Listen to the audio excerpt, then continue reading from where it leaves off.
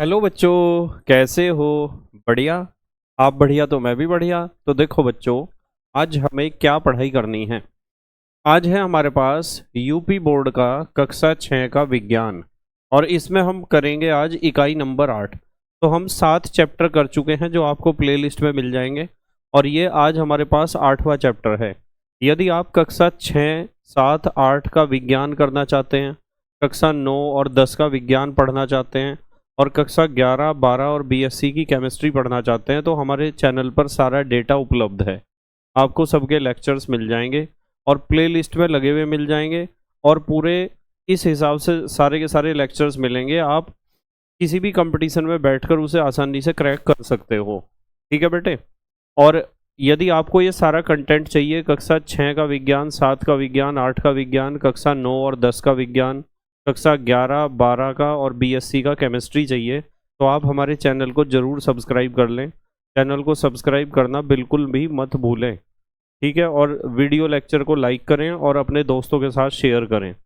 तो स्टार्ट करते हैं बेटे। यूपी बोर्ड कक्षा 6 विज्ञान इकाई नंबर 8, जिसका नाम है जंतु की संरचना एवं कार्य।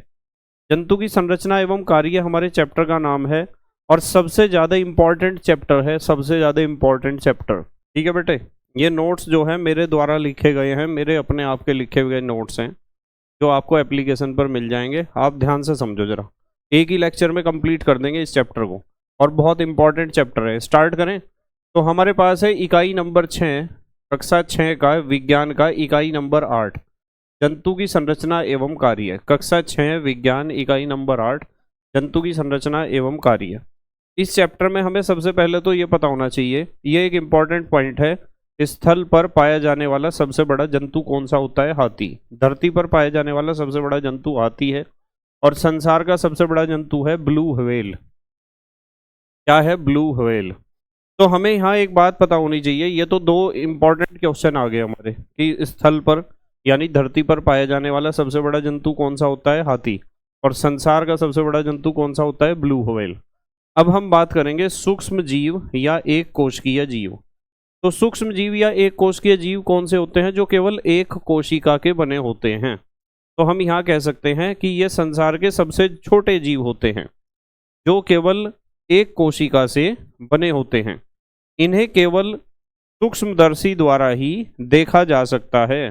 तो आप एक कोशिकीय जीवों को देखने के लिए सूक्ष्मदर्शी का प्रयोग करोगे तो ही आप उन्हें देख पाओगे।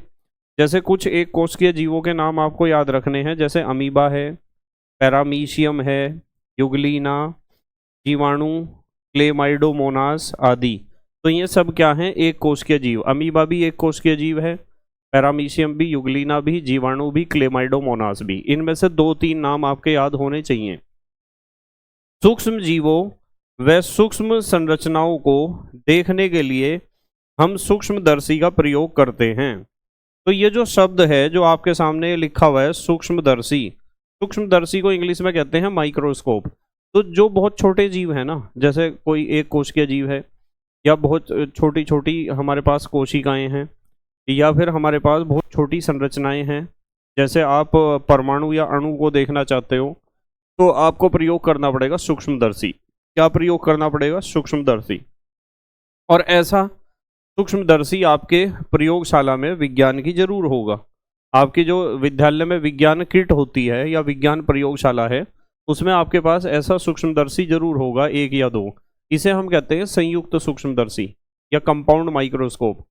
और ये एक यहाँ आप देख रहे हो, एक बच्चा है जो सूक्ष्मदर्शी से देख रहा है, सूक्ष्मदर्शी की सहायता से सूक्ष्म जीवों को देख रहा है। तो पानी में पाए जाने वाले सूक्ष्म जीव, तालाब से एक पानी की बूंद ली और वो उन्होंने यहाँ सूक्ष्मदर्शी में रखी और उसमें ये सारे जीव दिखाई दिए। जैसे ये क्या दिखाई दे रहा है? अमीबा। यहाँ छोटे छोटे जीवाणु भी दिखाई दे रहे हैं। ये युगलीना ऐसा होता है। पैरामीशियम देखो ऐसा होता है, जैसा हमारी जो पैर में पहनने वाली जो चप्पल होती है उसके जैसा शेप। क्लेमाइडोमोनास ऐसा होता है, ये क्लेमाइडोमोनास है। ठीक है। तो सूक्ष्म जीवों को देखने के लिए आपको किसका प्रयोग करना होता है? सूक्ष्मदर्शी का। ऐसी सूक्ष्मदर्शी को हम कहते हैं संयुक्त सूक्ष्मदर्शी। क्या कहते हैं? संयुक्त सूक्ष्मदर्शी।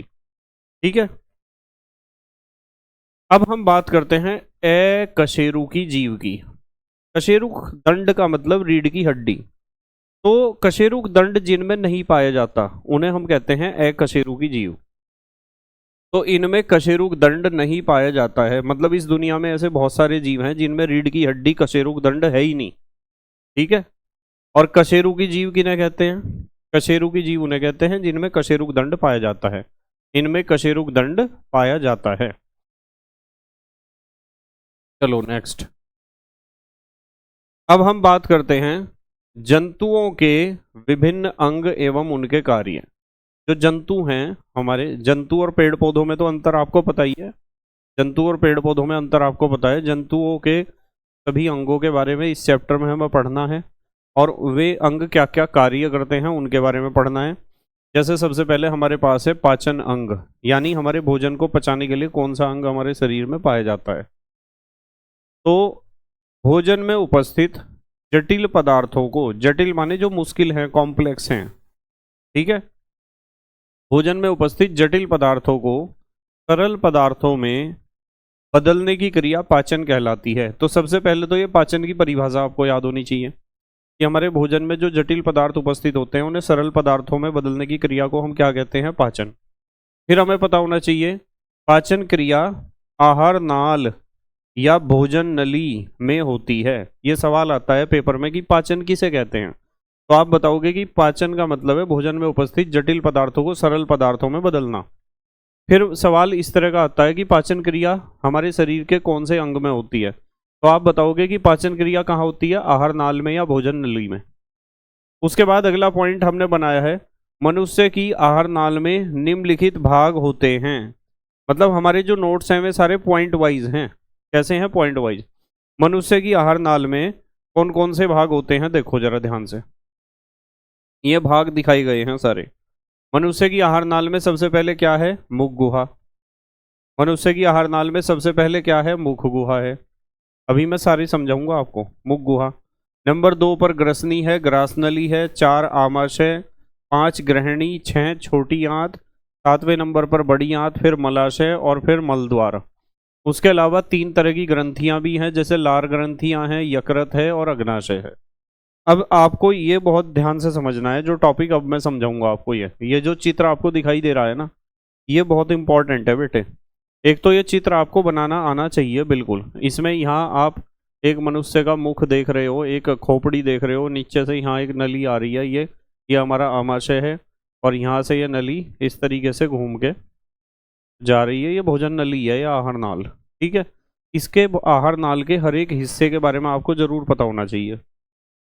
देखो, तो हमारा जो है ना, सबसे पहले आहार नाल का जो सबसे पहला भाग है वो मुख गुहा है। मुख गुहा का मतलब हमारे मुंह के अंदर ये जो सारी खाली जगह है, इसे हम कहते हैं मुख गुहा। मुख माने मुंह के अंदर की, गुहा माने रिक्त स्थान। तो सबसे पहला भाग है मुख गुहा। फिर उसके बाद आप देख पा रहे होगे यहाँ इस वाले हिस्से को देख रहे हैं, हमारे गर्दन की जो ये नली है, ये वाली गर्दन में जो खाने की नली है, इसे हम कहते हैं ग्रसनी। क्या कहते हैं? ग्रसनी। फिर खाने के जो पाइप है, फूड पाइप, वो हमारे गर्दन से लेकर हर और हमारे आमाशय तक का जो हिस्सा है, ये बीच वाला, ये गर्दन से लेकर आमाशय यानी पेट तक का जो हिस्सा है नली का, भोजन नली का, उसे हम कहते हैं ग्रास नली। क्या कहते हैं? ग्रास नली। और फिर आपको ये एक थैले जैसी संरचना नजर आ रही है, एक थैले जैसी संरचना, एक फूली हुई संरचना जो नजर आ रही है, इसे हम कहते हैं आमाशय या फिर स्टोमक या फिर पेट भी आप इसे कह सकते हो। फिर आप देख पा रहे कि आमाशय से आगे की तरफ जब हम चलते हैं तो एक सी आकार की नली आपको दिखाई दे रही होगी। ये सी आकार की नली दिखाई दे रही होगी जिसमें हमने इस तरह की लाइनें खींच रखी हैं। तो ये जो सी आकार की नली है इसे हम कहते हैं ग्रहणी। क्या कहते हैं? ग्रहणी। इस सी आकार की नली जो मैंने आपको हाईलाइट करके दिखाई, इसे हम कहते हैं ग्रहणी।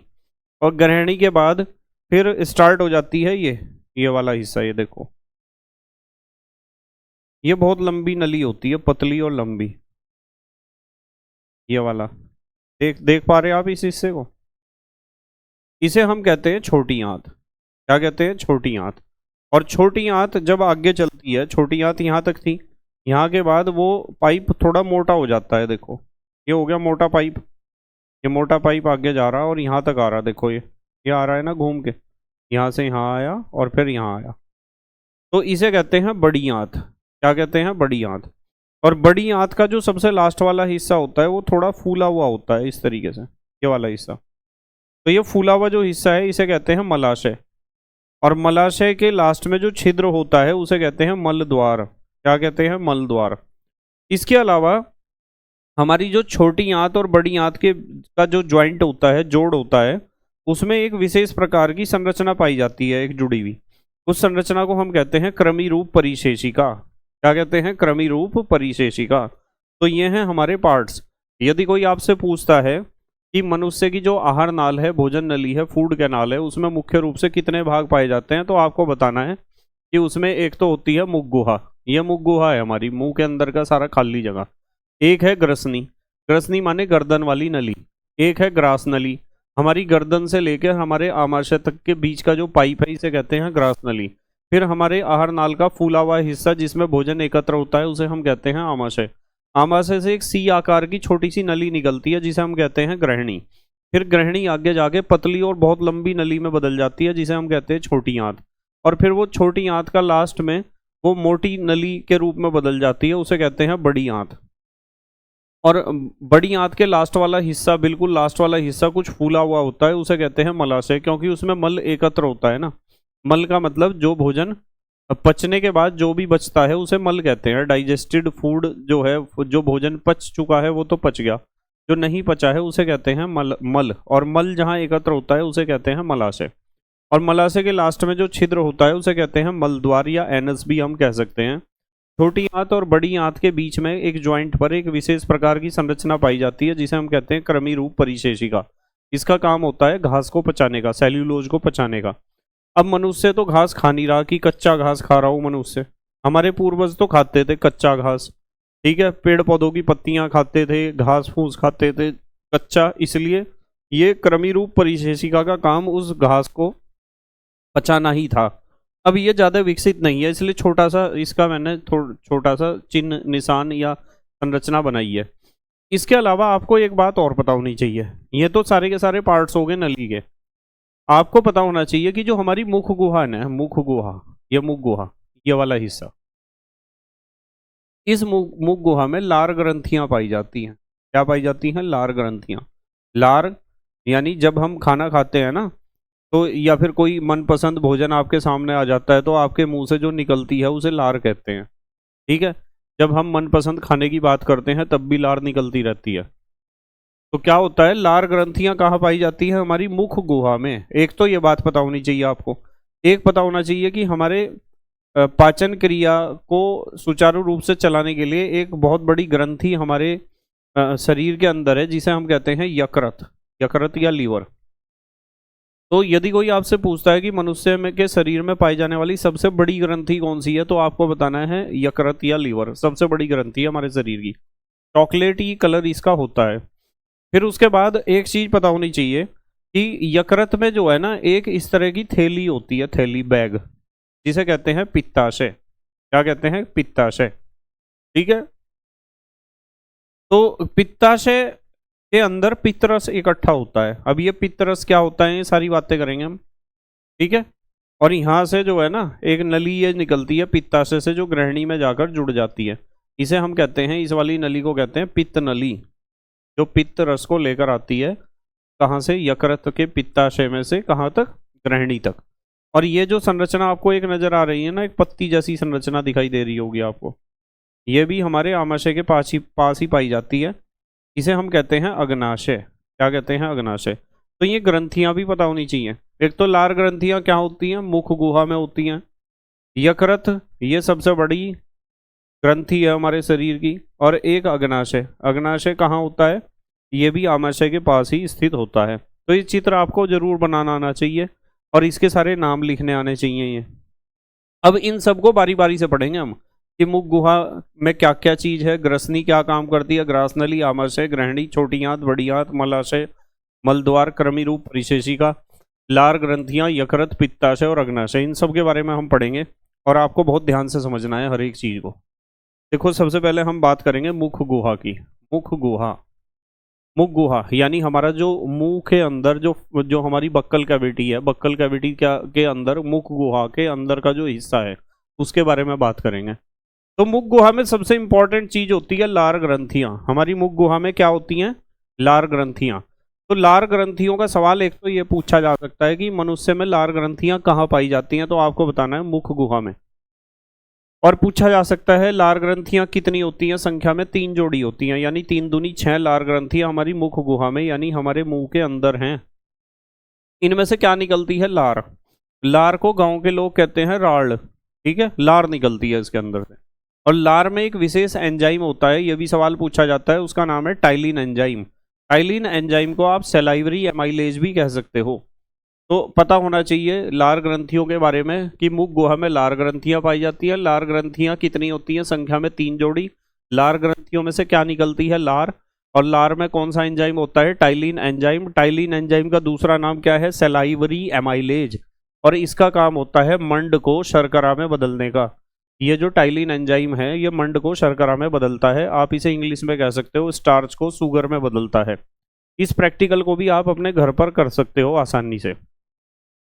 आपकी मम्मी जब खाना बनाती हैं तो उन्हें कहो कि एक रोटी के ऊपर घी ना लगाएं, और उस रोटी के एक बड़े से टुकड़े को आप अपने मुंह में लेने के बाद मक्कल कैविटी में और चबाना शुरू कर दो। एक बड़ा सा टुकड़ा खाओ और आपको चबाना है, उसे निगलना नहीं है, चबाना है।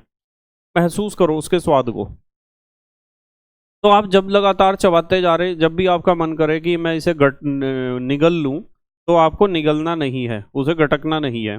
आप उसे चबाते रहो, चबाते रहो, चबाते रहो, चबाते रहो। तो कुछ समय बाद आप महसूस करोगे कि वो रोटी का टुकड़ा मीठा लगना शुरू हो जाएगा। कैसा लगना शुरू हो जाएगा? मीठा। तो इससे पता चलता है कि हाँ भाई, रोटी के टुकड़े में क्या होता है? मंड या स्टार्च होता है। और जब वो मीठा लगना शुरू हो गया आपको, यानी वो मंड किस में बदल गया? शर्करा या शुगर में। ठीक है, शर्करा कहते हैं शक्कर को या चीनी को, शुगर को। तो लार ग्रंथियों के बारे में तो इतनी बात पता होनी चाहिए। दूसरा इंपॉर्टेंट चीज हमारी मुख गुहा में होती है जीभ। जीभ भी तो मुख गुहा में ही है हमारी। जीभ पर होती हैं स्वाद कलिकाएं। एक तो स्वाद कलिकाओं से हमें पता चलता है कि जो भोजन हम कर रहे हैं उसका स्वाद कैसा है। और भोजन को पलटना पलटना भी जीभ का ही काम होता है। जीभ जो है भोजन को लटती पलटती है। जब भी आप भोजन करते हो, चबाते हो, तो इधर उधर करना, उसे उल्टा सीधा करना, सब काम किसका है? जीभ का। और जीभ के ऊपर ही स्वाद कलिकाएं होती हैं जिससे भोजन का स्वाद आपको पता चलता है। तीसरी इंपॉर्टेंट चीज हमारी मुख गुहा में होती है दांत। आपको पता होना चाहिए दांत कितने प्रकार के होते हैं? मनुष्य की मुख गुहा में 4 प्रकार के। पहले तो कृंतक। कृंतक की संख्या 4 होती है। कृंतक माने काटने वाले। कृंतक माने काटने वाले, ठीक है। मतलब एक जबड़े की बात कर रहे हैं हम। एक तो ऊपर वाला जबड़ा है, एक नीचे वाला। मनुष्य में 2 जबड़े होते हैं ना, ऊपर वाला और नीचे वाला जबड़ा, ठीक है। तो एक जबड़े में कृंतक माने काटने वाले दांत कितने होते हैं? 4। तो आप अपने बीच के 4 दांत देखोगे ना, ऊपर वाले जबड़े के देख लो चाहे नीचे वाले जबड़े के देख लो, तो बीच के 4 दांत है ना, उनका काम काटने का ही है। क्या काम है? काटने का। कृंतक माने काटने वाले। उसके बाद रदनक। रदनक संख्या में 2 होते हैं, एक इधर एक इधर।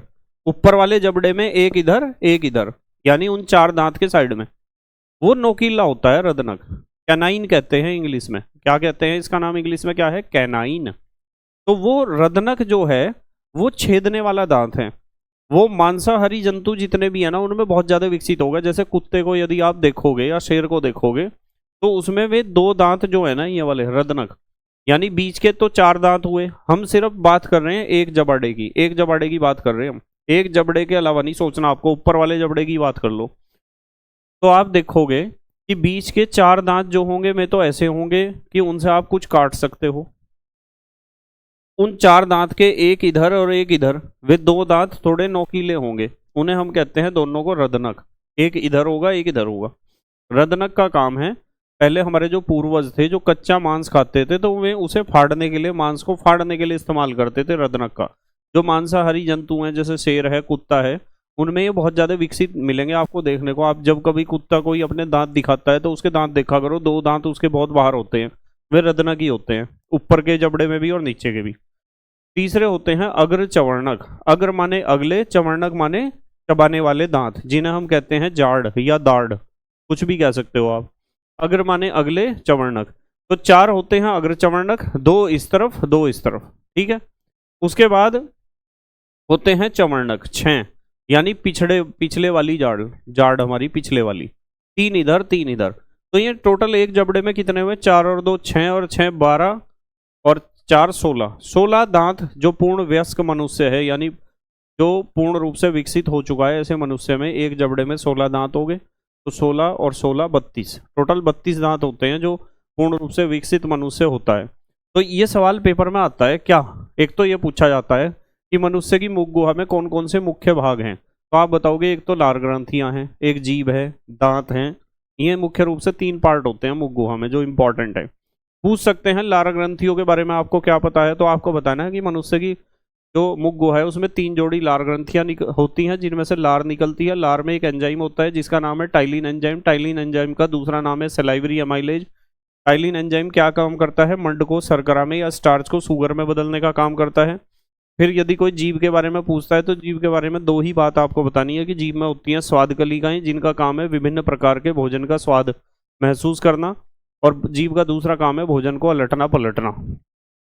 दांत के बारे में सवाल ये पूछा जाता है कि मनुष्य के एक जबड़े में कितने प्रकार के दांत पाए जाते हैं, तो आपको बताना है 4 प्रकार के, चारों के नाम आपको पता होने चाहिए, कृंतक, रदनक, अग्र चवर्णक और चवर्णक, इंसीजर, कैनाइन, प्रीमोलर और मोलर। ठीक है, 4 2 4 6 ये संख्या भी याद होनी चाहिए आपको।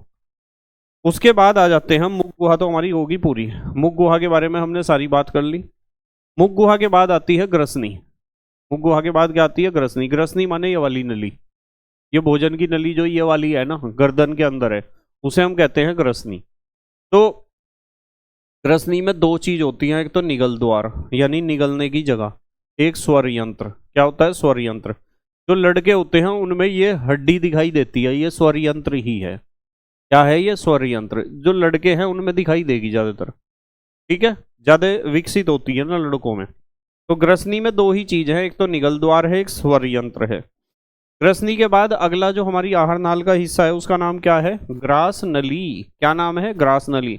ग्रास नली का मतलब आपके गर्दन से लेके और आपके पेट तक की जो नली है, गर्दन से लेके पेट तक की जो नली है, गर्दन से लेके पेट तक की जो नली है ये वाली, इसे कहते हैं ग्रास नली। ठीक है, इसका काम भोजन को आमाशय तक पहुंचाना है। आमाशय का मतलब समझ जाओ, आमाशय का मतलब स्टोमक, पेट। तो भोजन को आमाशय तक पहुंचाने का काम है और कोई विशेष काम इसका नहीं है ग्रास नली का। ठीक है, ग्रास नली के बाद आता है आमाशय। भाई आमाशय को ध्यान से समझ लेना, आपने देखा होगा जो चित्र बनाया था उस चित्र में एक हिस्सा आपको ऐसा नजर आ रहा था, ऐसा फूला हुआ हिस्सा है ना, वो हमारा क्या था, आमाशय। क्या था, आमाशय था। इसके आगे फिर सी आकार की नली थी एक, ये जिसे ग्रहणी कहा था हमने, जिसमें इस तरह की लाइनें खींच रखी थी, वो ग्रहणी थी। ठीक है, शुरू करें। आमाशय इंपॉर्टेंट है, ध्यान रखना। ये है आमाशय हमारा, ये वाला हिस्सा, ये फूला हुआ हिस्सा। तो आमाशय को स्टोमक भी कह सकते हैं, पेट भी कह सकते हैं। इसमें जठर ग्रंथियां होती हैं, इसकी जो दीवारें हैं ना, ये दीवारें, दीवारों में पाई जाती हैं जठर ग्रंथियां। कौन सी ग्रंथियां, जठर ग्रंथियां। और जठर ग्रंथियों से निकलता है जठर रस। कौन सा रस निकलता है, जठर रस। जठर रस में 4 इंपॉर्टेंट भाग होते हैं, जठर रस में 4 इंपॉर्टेंट चीजें होती हैं। जो हमारी पेट की दीवारें हैं ना, आमाशय की दीवारें, उनमें कौन सी ग्रंथियां होती हैं, जठर ग्रंथियां। जठर ग्रंथियों से कौन सा रस निकलता है, जठर रस। जठर रस में कौन कौन से मेन पार्ट्स या मेन हिस्से या मेन चीज होती हैं, 4 ABCD।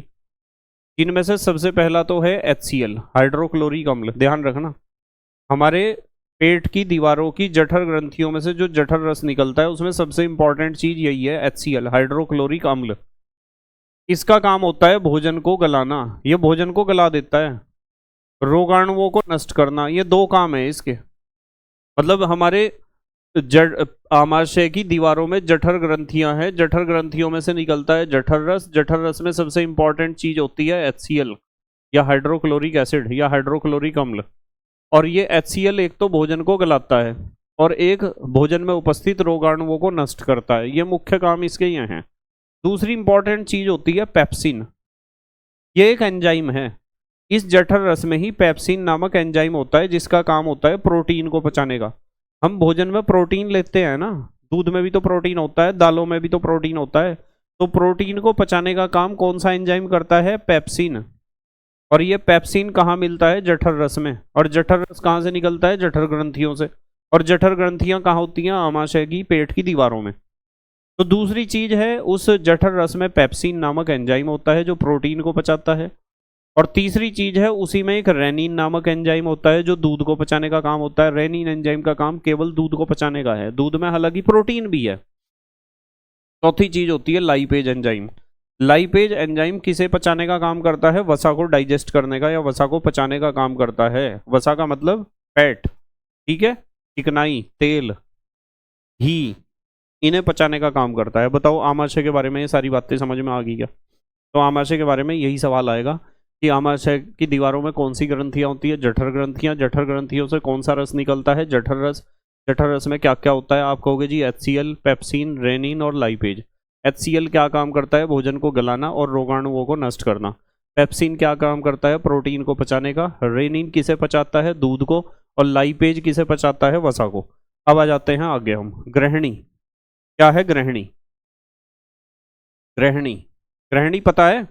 अभी मैंने आपको बताया कि ये जो हमारा, ये जो आहार नाल में जो फूला हुआ हिस्सा था वो तो आमाशय था। आमाशय के बाद में एक सी आकार की नली थी, देखो सी बना दिया, जिसमें हमने इस तरह लाइनें खींच रखी थी। इसे हम कहते हैं ग्रहणी। क्या कहते हैं? ग्रहणी। तो आपको ग्रहणी में एक तो पता होना चाहिए, यकृत से एक पाइप आता है ग्रहणी में। ग्रहणी में यकृत जो हमारा था, जो हमने यकृत बनाया था, वो इस तरह का यकृत बनाया था एक, इस तरह हमारे शरीर की सबसे बड़ी ग्रंथि। और उसमें एक इस तरह का हमने थैला बनाया था। उस थैले में से एक नली आ रही थी जो ग्रहणी में जुड़ रही थी। ये ग्रहणी सी आकार की नली है। ग्रहणी ये आमाशय है हमारा, ठीक है। ग्रहणी ये सी आकार की नली है। तो ध्यान ये रखना है कि जो हमारा यकृत है, ये यकृत है। यकृत से एक पाइप आता है जो इसमें जुड़ता है ग्रहणी में, और ये है हमारा क्या? पित्ताशय। तो यकृत से पित्तरस आता है। कौन सा रस आता है? पित्तरस। यहाँ इकट्ठा पित्तरस इसे इसलिए कहते हैं क्योंकि ये पीले रंग का होता है ना, और इस पित्तरस की वजह से ही हमारे मल का रंग पीला होता है। ध्यान रखना, हमारा जो मल है उसका कलर, हमारा जो स्टूल है जिसे आप पोटी कहते हो, पोटी, मल या स्टूल कुछ भी कह सकते हो, उसका कलर येलो इसलिए होता है क्योंकि उसमें हमारे हमारे जो ये ग्रहणी में जो भोजन आया उसमें क्या मिल गया? पित्तरस। तो आपको ध्यान ये रखना है कि ग्रहणी का सबसे मेन इंपॉर्टेंट काम यह है कि यकृत से पित्तरस आता है ग्रहणी में। देखो यहाँ से, ये यकृत में पित्ताशय है, पित्ताशय से पित्तरस आता रहेगा ग्रहणी में। तो वो पित्तरस कहाँ से आया होगा? पित्ताशय से। और पित्ताशय, ये थैला जो है, ये जो बैग है, इसका नाम पित्ताशय है। और पित्ताशय से जो नली निकलती है उसका नाम है पित्त नली। तो मतलब ध्यान ये रखना है कि यकृत में क्या बनता है? पित्तरस। यकृत में क्या बनता है? पित्तरस। ये यकृत पूरा पित्तरस को बनाता है, बाइल जूस को बनाता है येलो कलर का। और पित्तरस कहाँ इकट्ठा होता है? पित्ताशय में, ये पित्त की थैली में। इसे पित्त की थैली भी कहते हैं, पित्ताशय को। यकृत किसका निर्माण करता है? पित्तरस का। पित्तरस कहाँ इकट्ठा होता है? पित्ताशय में। पित्ताशय से वो कहाँ जाता है? पित्त नली में, ये पित्त नली है।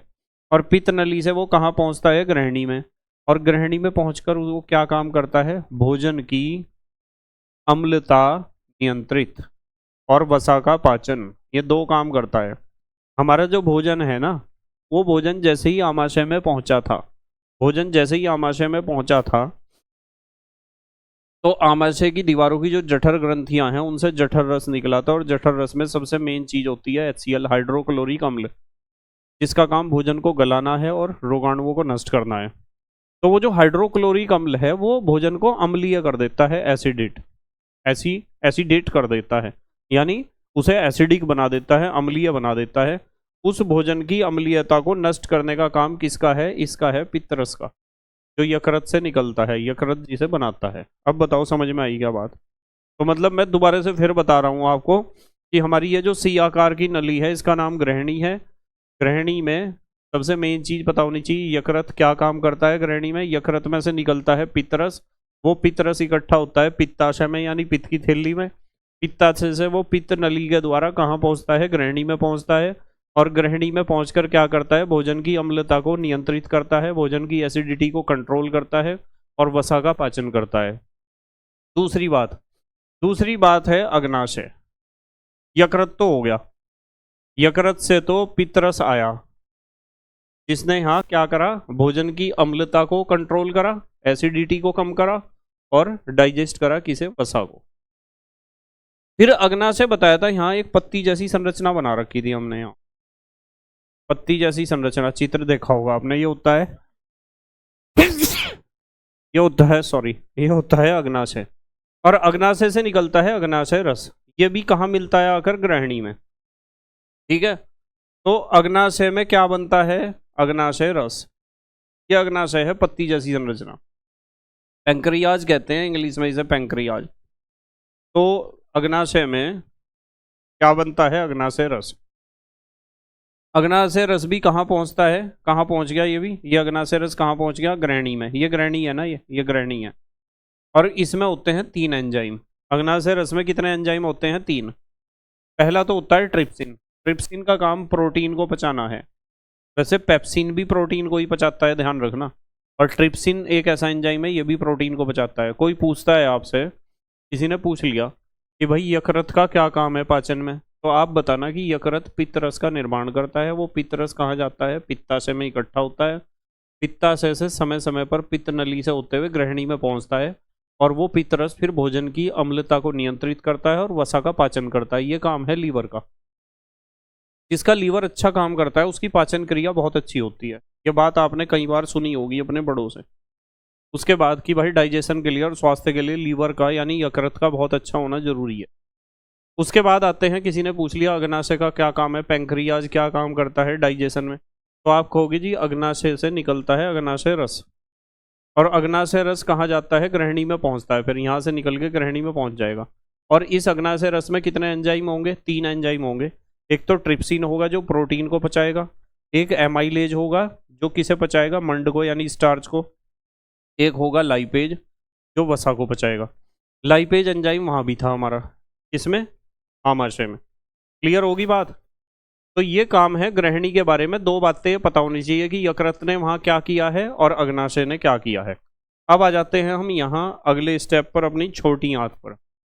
भाई ग्रहणी के बाद ये जो सी आकार की नली थी आपकी, ये सी आकार की नली ग्रहणी, इसके बाद एक पतला सा लंबा सा पाइप बनाया था हमने इस तरीके से। तो वो पतला सा लंबा सा जो पाइप होता है उसे हम कहते हैं छोटी आंत। क्या कहते हैं, छोटी आंत, जो बाद में मोटे पाइप में बदल जाती है, जिसे हम कहते हैं बड़ी आंत। ये मोटा सा जो पाइप, इस तरह फूला हुआ पाइप हमने बनाया था, उसे हमने कहा था क्या है, बड़ी आंत।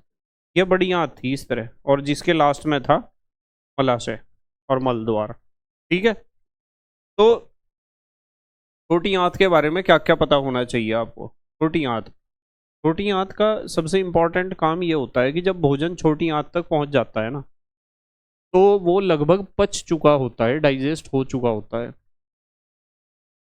ठीक है, भोजन पच चुका होता है, तो पचे हुए भोजन को वो अवशोषित करती है। सच्चाई तो यह है कि जब भोजन छोटी आंत में पहुंचता है ना, तो छोटी आंत के चारों तरफ आ जाता है ब्लड, खून आ जाता है। छोटी आंत के चारों तरफ क्या आ जाता है, ब्लड, खून। ठीक है, छोटी आंत की दीवारों में रक्त का प्रवाह बढ़ जाता है जब भोजन पच जाता है, जब भोजन वहां तक पहुंचता है, छोटी आंत तक। और फिर क्या होता है कि वो जो ब्लड है, वो जो खून है, वो छोटी आंत में से पचे हुए भोजन को अवशोषित कर लेता है। खून जो है वो छोटी आंत की दीवारों में से पचे हुए भोजन को खींचने का काम करता है, अवशोषित करने का। तो डाइजेस्टेड फूड में जिसमें मेन इंपॉर्टेंट पार्ट होता है ग्लूकोज, तो वो डाइजेस्टेड फूड कौन अवशोषित करता है पचे हुए भोजन को, ब्लड, छोटी आंत की दीवारों से। आ रहा क्या समझ में। ठीक है, देखो, तो छोटी आंत का मुख्य कार्य यह है कि पचे भोजन का अवशोषण। छोटी आंत तक पहुंचते पहुंचते भोजन पच चुका होता है, और वो जो पचा हुआ भोजन है उसे छोटी आंत की दीवारों में उपस्थित रक्त, खून, ब्लड क्या कर लेता है, अवशोषित कर लेता है, पचे हुए भोजन को वहां से खींच लेता है। और इसमें होती हैं आंत्र ग्रंथियां। छोटी आंत की दीवारों में आंत्र ग्रंथियां होती हैं, जैसे अग्नाशय, जैसे आपने वो आमाशय पढ़ा था, पेट, उसकी दीवारों में जठर ग्रंथियां थी। इसी तरह छोटी आंत की दीवारों में भी आंत्र ग्रंथियां होती हैं, जिनसे निकलता है आंत्र रस। और इस आंत्र रस में होते हैं 5 प्रकार के एंजाइम। एक तो होता है इरेप्सिन। इरेप्सिन का काम होता है प्रोटीन को पचाने का। पेप्सिन भी प्रोटीन को पचा रहा था, ट्रिप्सिन भी प्रोटीन को पचा रहा था। एक होता है माल्टेज, माल्टेज पचाता है माल्टोज को, शर्करा होती है एक माल्टोज एक प्रकार की। फिर एक होता है लैक्टेज, लैक्टेज पचाता है लैक्टोज शुगर को, लैक्टोज शुगर पाई जाती है दूध में। और एक होता है एंजाइम सुक्रेज, जो सुक्रोज को पचाता है, सुक्रोज होती है शक्कर या चीनी। और एक होता है लाइपेज, लाइपेज पचाता है वसा को। ठीक है, समझ में आई बात? लाइपेज किसे पचाता है? वसा को। ये कई बार आ गया। तो ये छोटी आंत में 5 प्रकार के एंजाइम निकलते हैं, इनका काम अलग अलग प्रोटीन को, माल्टोज को, लैक्टोज को, सुक्रोज को, वसा को पचाने का है। पर छोटी आंत का मुख्य कार्य यह है पचे हुए भोजन का अवशोषण करना। बचे हुए भोजन को क्या करती है? अवशोषित, यानी एब्जॉर्ब करती है, खींचती है। उसके बाद आती है हमारा 7वां पार्ट, जिसे हम कहते हैं बड़ी आंत। बड़ी आंत पता है ना, बड़ी आंत। छोटी आंत बाद में बहुत मोटी नली में बदल जाती है, मोटी नली में, और उस मोटी नली को हम कहते हैं बड़ी आंत। और बड़ी आंत का एक ही काम है, जो आपका बचा हुआ भोजन है ना, अनडाइजेस्टेड फूड जो पचा नहीं है, उसमें से जल को अवशोषित करना। तो इसका मुख्य कार्य जल का अवशोषण ही है। ठीक है भाई, खाना पहले कहाँ गया? मुख गुहा में, मुख गुहा से ग्रसनी में, ग्रसनी से ग्रास नली में, ग्रास नली से आमाशय में, आमाशय से ग्रहणी में, ग्रहणी से छोटी आंत में, छोटी आंत से बड़ी आंत में। तो जब बड़ी आंत में खाना पहुंचा है तो वो तो पच तो गया, जितना पचना था वो तो डाइजेस्ट हो गया। अब उसमें काम की सिर्फ एक चीज है, जिसे आप कहते हो जल। तो छोटी आंत के दीवारें जो हैं, सॉरी बड़ी आंत की दीवारें, बड़ी आंत की दीवारें क्या करती हैं? उस अनडाइजेस्टेड फूड में से, यानी अपचे हुए, यानी जो पच चुका था वो तो पच चुका था, जो बचा हुआ खाना है उसमें से पानी को खींच लेती हैं। पानी को क्या कर लेती हैं? अवशोषित कर लेती हैं, जिसकी वजह से हमारा मल जो है वो अर्ध ठोस अवस्था में हमें दिखाई देता है। क्लियर होगी बात? अब मान लो कोई बच्चा है या कोई भी आदमी है, उसकी बड़ी आंत सही तरीके से भोजन में से जो अनडाइजेस्टेड फूड है उसमें से पानी को, जल को अवशोषित नहीं कर पा रही, तो फिर उसे एक प्रॉब्लम हो जाएगी, जिसे हम कहते हैं डाइसेंट्री या पेचिस या दस्त लगना। जब किसी को दस्त लगते हैं तो समझ जाओ उसकी बड़ी आंत सही काम नहीं कर रही है, क्योंकि बड़ी आंत का काम है भोजन में से पानी को अवशोषित करना। क्लियर होगी क्या बात? या आप कह सकते हो मल में से पानी को अवशोषित करना। तो जल का अवशोषण बड़ी आंत का काम है। ठीक है, अब हम पता चल गया हमें सारी बात। वो भोजन फिर जो है कहाँ इकट्ठा होगा? वो जो मल है वो मलाशय में इकट्ठा होगा, और मलाशय से मल द्वार के द्वारा समय समय पर हमारे शरीर से निष्कासित कर दिया जाएगा। अब यहाँ जो है ना कुछ बातें हैं, पहले इन बातों को पढ़ाने से पहले मैं कुछ और बात बताऊंगा, फिर मैं यहाँ पहुँचूंगा। इस चित्र को देख लो एक बार आप ध्यान से, क्या पढ़ा है हमने। सबसे पहले हमने पढ़ा था मुख गुहा। मुख गुहा मैं आपको बताया था कि मुख गुहा में 3 चीजें, 3 जोड़ी तो लार ग्रंथियां बताई, एक जीभ बताई, और एक बताया आपको जीभ के अलावा और क्या बताया? दांत, 4 तरह के दांत। ठीक है, फिर उसके बाद ग्रसनी बताई। ग्रसनी ये है, इसमें 2 चीज पढ़ाई मैंने ग्रसनी में, एक तो निगल द्वार और एक स्वर यंत्र। उसके बाद बताई ग्रास नली। ग्रास नली में कोई मुख्य काम नहीं बताया, इसका काम भोजन को ग्रसनी से आमाशय तक पहुंचाने का है। आमाशय में मैंने बताया आपको कि आमाशय की दीवारों में जठर ग्रंथियों से जठर रस निकलता है, इसमें मुख्य चीज होती है HCl, और 3 प्रकार के एंजाइम भी बताए। HCl का काम भोजन को गलाना और रोगाणुओं को नष्ट करना है और भोजन को अम्लीय करना है। फिर बताया ग्रहणी। ग्रहणी में मैंने 2 चीज को जोड़ा है, एक तो यकृत जो पित्तरस लेके आया था यहाँ, एक अग्नाशय जो अग्नाशय रस को लेके आया था। अग्नाशय रस में भी मैंने 3 तरह के एंजाइम आपको पढ़ाए हैं। उसके बाद ग्रहणी, ये जो ग्रहणी है, ग्रहणी के बाद की नली को बताया था छोटी आंत। छोटी आंत में बताया था कि छोटी आंत पचे हुए भोजन को अवशोषित कर लेती है, खून करता है वास्तविकता में अवशोषित, तो जो छोटी आंत की दीवारों में होता है। और एक बताया मैंने आपको कि इसमें 5 प्रकार के एंजाइम होते हैं छोटी आंत की दीवारों में से जो निकलते हैं आंतर ग्रंथियों में से, वे भी अलग अलग तरह के भोजन का अवशोष वो करते हैं, पाचन। फिर बताया फूला हुआ नली, फूली हुई नली को कहते हैं बड़ी आंत। बड़ी आंत का मैंने सिर्फ एक काम बताया कि बड़ी आंत क्या करती है, जो हमारा मल है उसमें से जल को अवशोषित कर लेती है। फिर उसके बाद मलाशय है, यहाँ मल एकत्र होगा और मल द्वार से समय समय पर शरीर से निष्कासित कर दिया जाएगा। एक चीज हमने नहीं लिखी, ये वाली संरचना जिसे कहते हैं क्रमी रूप परिशेषिका। क्रमी रूप परिशेषिका का कार्य क्या होता है? घास को पचाना या सेल्यूलोज को पचाना। जो हमारे पूर्वजों में जरूरत की चीज थी, अब हमारे लिए जरूरत की चीज नहीं है क्रमी रूप परिशेषिका।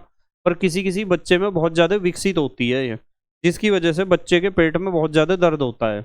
और यदि किसी बच्चे के पेट में बहुत ज़्यादा दर्द हो रहा है और डॉक्टर ने बताया कि इसे तो अपेंडिक्स का दर्द है, इसका कृमि रूप परिसेचिका का इंग्लिश में नाम होता है वर्मी फॉर्म अपेंडिक्स।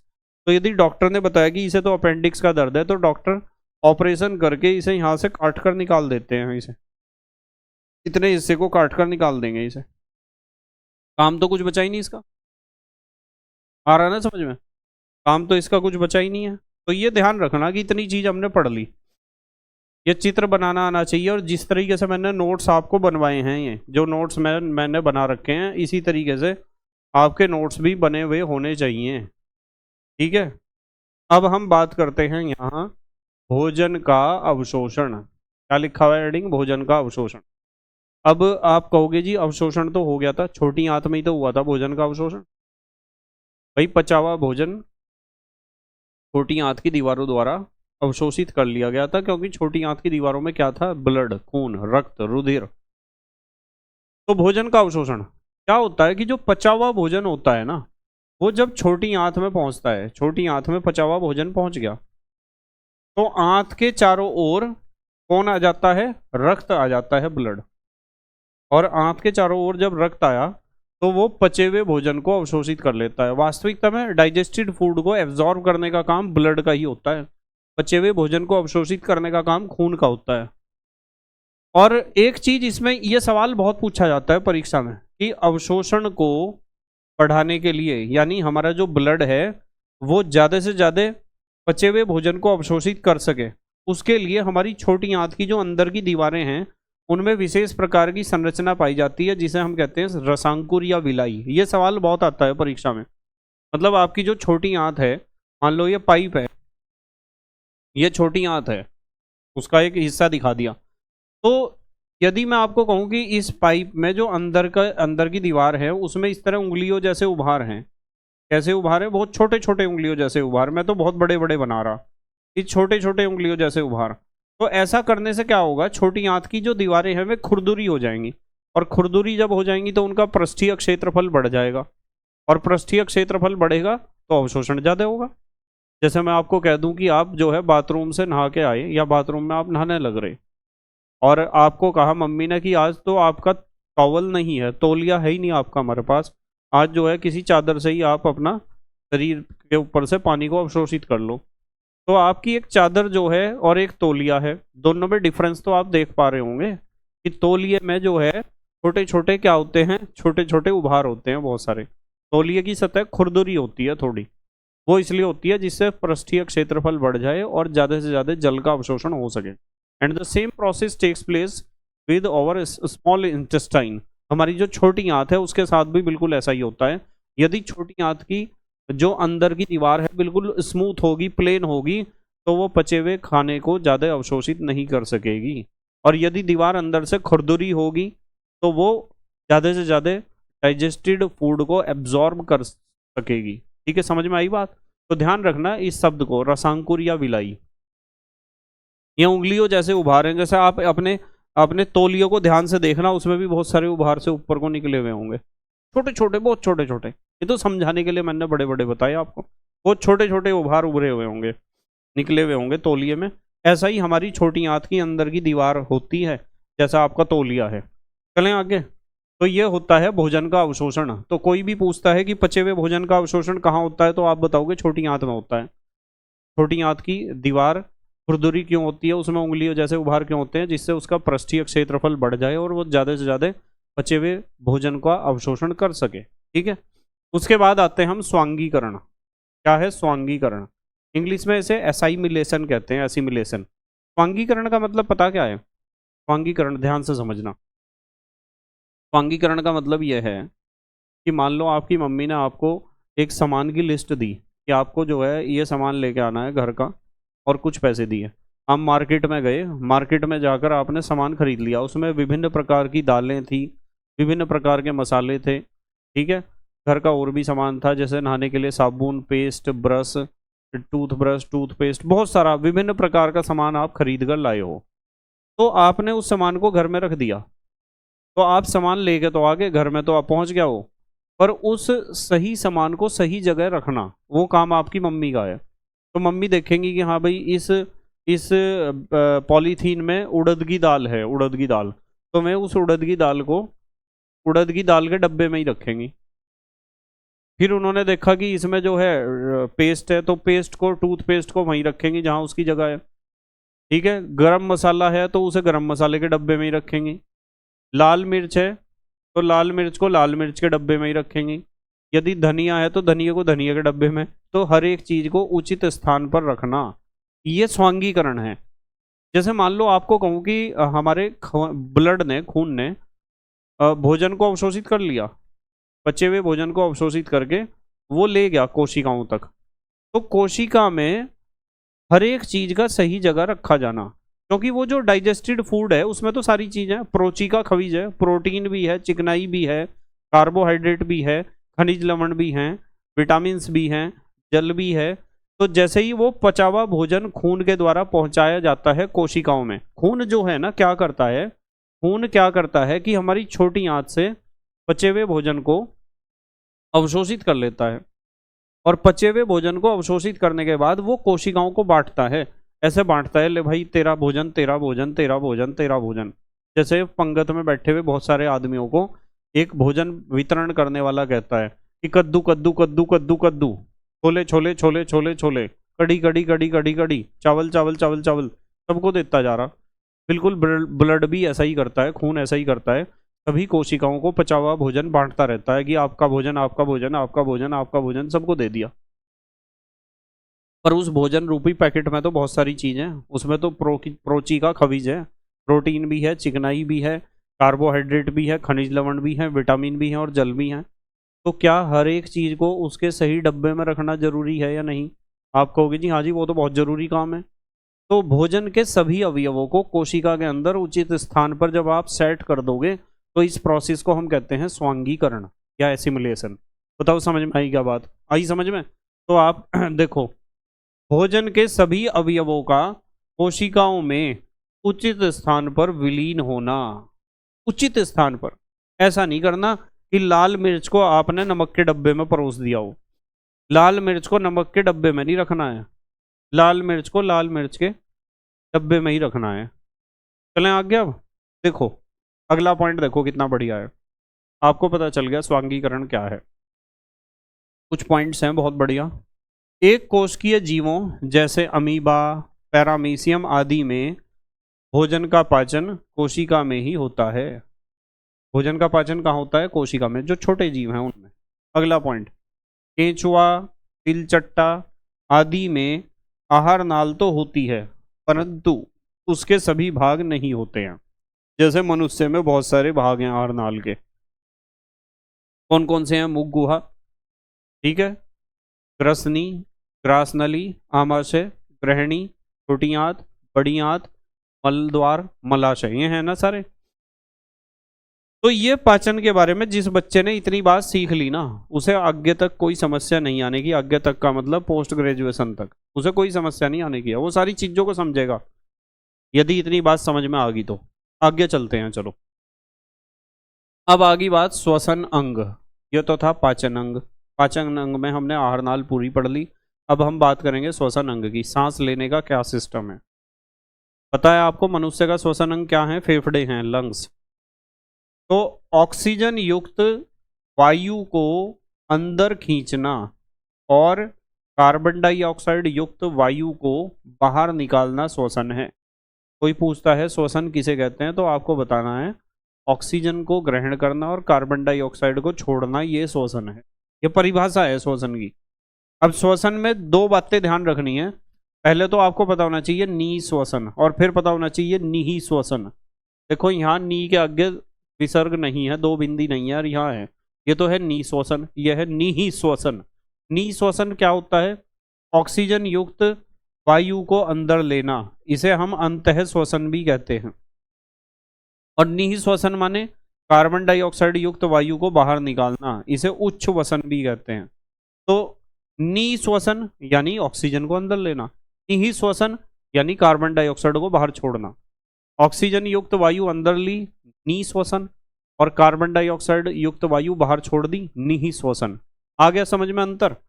अब आपको ध्यान यह रखना है कि मछलियों में श्वसन क्रिया क्लोम या गिल या गलफड़ों द्वारा होती है। यह सवाल आता है पेपर में कि मछलियों में श्वसन क्रिया के लिए कौन से अंग हैं, तो आप या तो क्लोम बताओ या गिल्स बताओ या गलफड़े बताओ। इसके अलावा कीट पतंगों, तिलचट्टा, पक्षी, तितली आदि में वायु नलिकाओं द्वारा श्वसन क्रिया होती है। जितने भी कीट पतंगे हैं ना, कीट पतंगे तो पता है, इंसेक्ट्स जितने भी हैं उनमें श्वसन क्रिया वायु नलिकाओं द्वारा होती है। ये ध्यान रखने हैं क्वेश्चन। जो मैं नोट्स बनाते हुए पॉइंट्स आपको ये पॉइंट्स बनवाता हूँ ना, ये पॉइंट्स बहुत इंपॉर्टेंट है। यदि पॉइंट्स के हिसाब से आपने पढ़ना सीख लिया तो आप किसी भी एग्जाम में मार नहीं खाओगे बिल्कुल भी। उसके बाद पक्षियों में जो श्वसन होता है वो फेफड़ों से संबंधित वायु कोशों द्वारा होता है। और मनुष्य में श्वसन तो किसके द्वारा होता है? फेफड़ों द्वारा। मनुष्य में तो श्वसन फेफड़ों द्वारा होता है, सबको पता ही है। अब यहाँ जो है ना, एक चीज है बहुत बढ़िया, नोट लिखा हुआ है। ये नोट का मतलब बहुत इंपॉर्टेंट पॉइंट। कोशिकाओं में उपस्थित भोजन का ऑक्सीजन द्वारा ऑक्सीकरण होने पर, मतलब हमारी जो कोशिकाएं हैं उनमें भोजन पहुंचा दिया था खून ने। अब ये खून ही क्या करता है? ये खून ही फेफड़ों से ऑक्सीजन को उठाकर कोशिकाओं में पहुंचाता है। भाई कोशिकाओं में भोजन कौन दे के आया? खून। कोशिकाओं को ऑक्सीजन कौन देकर आएगा? खून। ये बात ध्यान रखना। तो कोशिकाओं में उपस्थित भोजन का ऑक्सीजन द्वारा ऑक्सीकरण होने पर ऊर्जा का उत्पन्न होना आंतरिक या कोशिकीय श्वसन कहलाता है। यदि कोई पूछता है आंतरिक श्वसन या कोशिकीय श्वसन क्या है, तो आप बताओ कि हमारा जो कोशिकाओं में भोजन है उस भोजन की ऑक्सीजन से क्रिया होगी, और ऑक्सीजन से जब क्रिया होगी तो उसका ऑक्सीकरण होगा, और उसके ऑक्सीकरण से ऊर्जा बनेगी। इस क्रिया को हम कहते हैं आंतरिक श्वसन। तो आंतरिक श्वसन कहाँ होता है? कोशिकाओं में। तो ये तो है ग्लूकोज C6H12O6, ये ग्लूकोज है यानी भोजन है, वो खून ने दिया था कोशिकाओं को। और ये है ऑक्सीजन गैस। कौन सी गैस? Oxygen gas. ये ऑक्सीजन गैस भी खून ही लेकर पहुंचा था कोशिकाओं में। ये ग्लूकोज माने भोजन है, ऑक्सीजन गैस खून नहीं पहुंचाई थी कोशिकाओं में। ग्लूकोज यानी पचे हुए भोजन को भी खून नहीं पहुंचाया था कोशिकाओं में। जब इस भोजन का ऑक्सीजन से क्रिया होकर ऑक्सीकरण होगा तो कार्बन डाइऑक्साइड बनेगी, जल बनेगा और इतनी ऊर्जा बनेगी 673 किलो कैलोरी। ये 673 किलो कैलोरी ऊर्जा 38 ATP के बराबर होती है। और ये ऊर्जा कहाँ इकट्ठी होती है? माइटोकॉन्ड्रिया में। कोशिका का एक अंग होता है माइटोकॉन्ड्रिया, और उसमें ही सारी ऊर्जा इकट्ठी होती रहती है। और इसीलिए हम माइटोकॉन्ड्रिया को कोशिका का पावर हाउस कहते हैं। क्या कहते हैं? Power house. और इस 38 ATP को आप IP भी कह सकते हो। तो कुल मिलाकर बात यह है कि आपकी कोशिकाओं में ADP है, एडिनोसिन डाइफॉस्फेट। और जैसे ये ऊर्जा प्राप्त करता है, ये ऊर्जा, ये वाली ऊर्जा, तो वो ADP किस में बदल जाता है? ATP में, एडिनोसिन ट्राइफॉस्फेट में। और जब हम कार्य करते हैं तो हमारी ऊर्जा क्या होती है? खर्च। माइनस माने खर्च हो रही ऊर्जा। हम दिन भर में कार्य कर रहे तो हमारी ऊर्जा खर्च होती है, और ऊर्जा खर्च होने के कारण ये ATP फिर दोबारा से किस में बदल जाता है? ADP में। फिर हम भोजन खाते हैं, हमारी कोशिकाओं में भोजन पहुंचता है, हमारी कोशिकाओं में सांस लेने की वजह से ऑक्सीजन पहुंचती है, तो भोजन और ऑक्सीजन की क्रिया होती है, उससे फिर दोबारा ऊर्जा बनती है। और जब जैसे ही ADP को प्लस होती है ऊर्जा, यानी ADP में ऊर्जा जुड़ती है, तो ADP फिर दोबारा से ATP में बदल जाता है। ठीक है, तो ये हमारा चक्र चलता रहता है। इसका मतलब हमें अपने शरीर को सही चलाना है तो दो चीज़ों की जरूरत है, एक तो भोजन की और एक तो सांस लेने की। खाली खाने से काम नहीं चलने का, खाली सांस लेने से काम नहीं चलने का, ये दोनों काम करने पड़ेंगे आपको जीवित रहने के लिए। चलें आगे। आंतरिक श्वसन आपका कोशिकाओं में होता है। ये जो नोट यहाँ लिखा हुआ है बहुत खतरनाक है और बहुत ज़्यादा ध्यान से समझने वाला है, आपको बहुत ध्यान से समझना है इसे। देखो, जो भोजन है, भोजन कहाँ गया था? मुख गुहा में। मुख गुहा से फिर कहाँ गया था? ग्रसनी में। ग्रसनी से कहाँ गया था? ग्रास नली में। ग्रास नली से कहाँ गया था? आमाशय में। आमाशय से वो ग्रहणी में गया था। ग्रहणी से गया था छोटी आंत में। छोटी आंत में जाकर भोजन लगभग पच जाता है। तो छोटी आंत के चारों तरफ कौन आया था? रक्त। रक्त ने क्या करा था? भोजन का अवशोषण। और जब रक्त ने भोजन को ले लिया, खींच लिया, अवशोषित कर लिया, तो रक्त उस भोजन को कहाँ दे के आया? कोशिकाओं में। यहाँ तक की बात पाचन में समझा दी थी आपको कि हमारा भोजन है मुख गुहा में गया, ग्रसनी में गया, ग्रास नली में, आमाशय में, ग्रहणी में, छोटी आंत में पच गया, छोटी आंत से उस पचे हुए भोजन को रक्त ने उठा लिया, रक्त उसका अवशोषण कर लेगा, छोटी आंत के चारों तरफ रक्त आया, रक्त ने उस भोजन का अवशोषण कर लिया, फिर उस रक्त ने उस भोजन को कहाँ पहुंचाया, कोशिकाओं में। तो यानी रक्त का काम पचे हुए भोजन को छोटी आंत से उठाकर कोशिकाओं में पहुंचाने का है। यहाँ देखो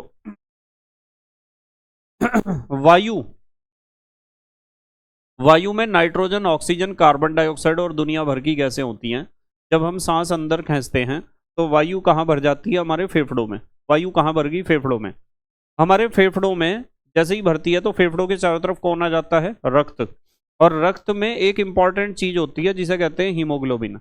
हमारे ब्लड में एक इंपॉर्टेंट चीज है जिसका नाम हीमोग्लोबिन है। तो हीमोग्लोबिन उस इन सारी गैसों में से सिर्फ ऑक्सीजन को उठाता है। मतलब जब हमने सांस लिया, फेफड़ों में हवा भरी, तो हवा में तो ये सारी गैसें थी, फेफड़ों के चारों तरफ रक्त आ गया, रक्त का जो हीमोग्लोबिन है वो इन सब में से सिर्फ ऑक्सीजन गैस को ही उठाएगा, और ऑक्सीजन को उठाकर कहाँ छोड़ के आएगा, कोशिकाओं में। तो बताओ, पचे हुए भोजन को कोशिका में छोड़ा था रक्त ने, और ऑक्सीजन गैस को भी कोशिका में किसने छोड़ा, रक्त ने। तो ब्लड ये दोनों काम करता है, यानी आपके डाइजेस्टेड फूड को हर एक कोशिका तक पहुंचाने का काम भी खून का है। और आपके जो सांस लेने में जो ऑक्सीजन गैस है, उस ऑक्सीजन गैस को उठाकर प्रत्येक कोशिका तक पहुंचाने का काम भी किसका है, ब्लड का ही है, खून का ही है। तो हम कहते हैं इसलिए कोशिका में भोजन भी पहुंच गया और ऑक्सीजन भी पहुंच गई।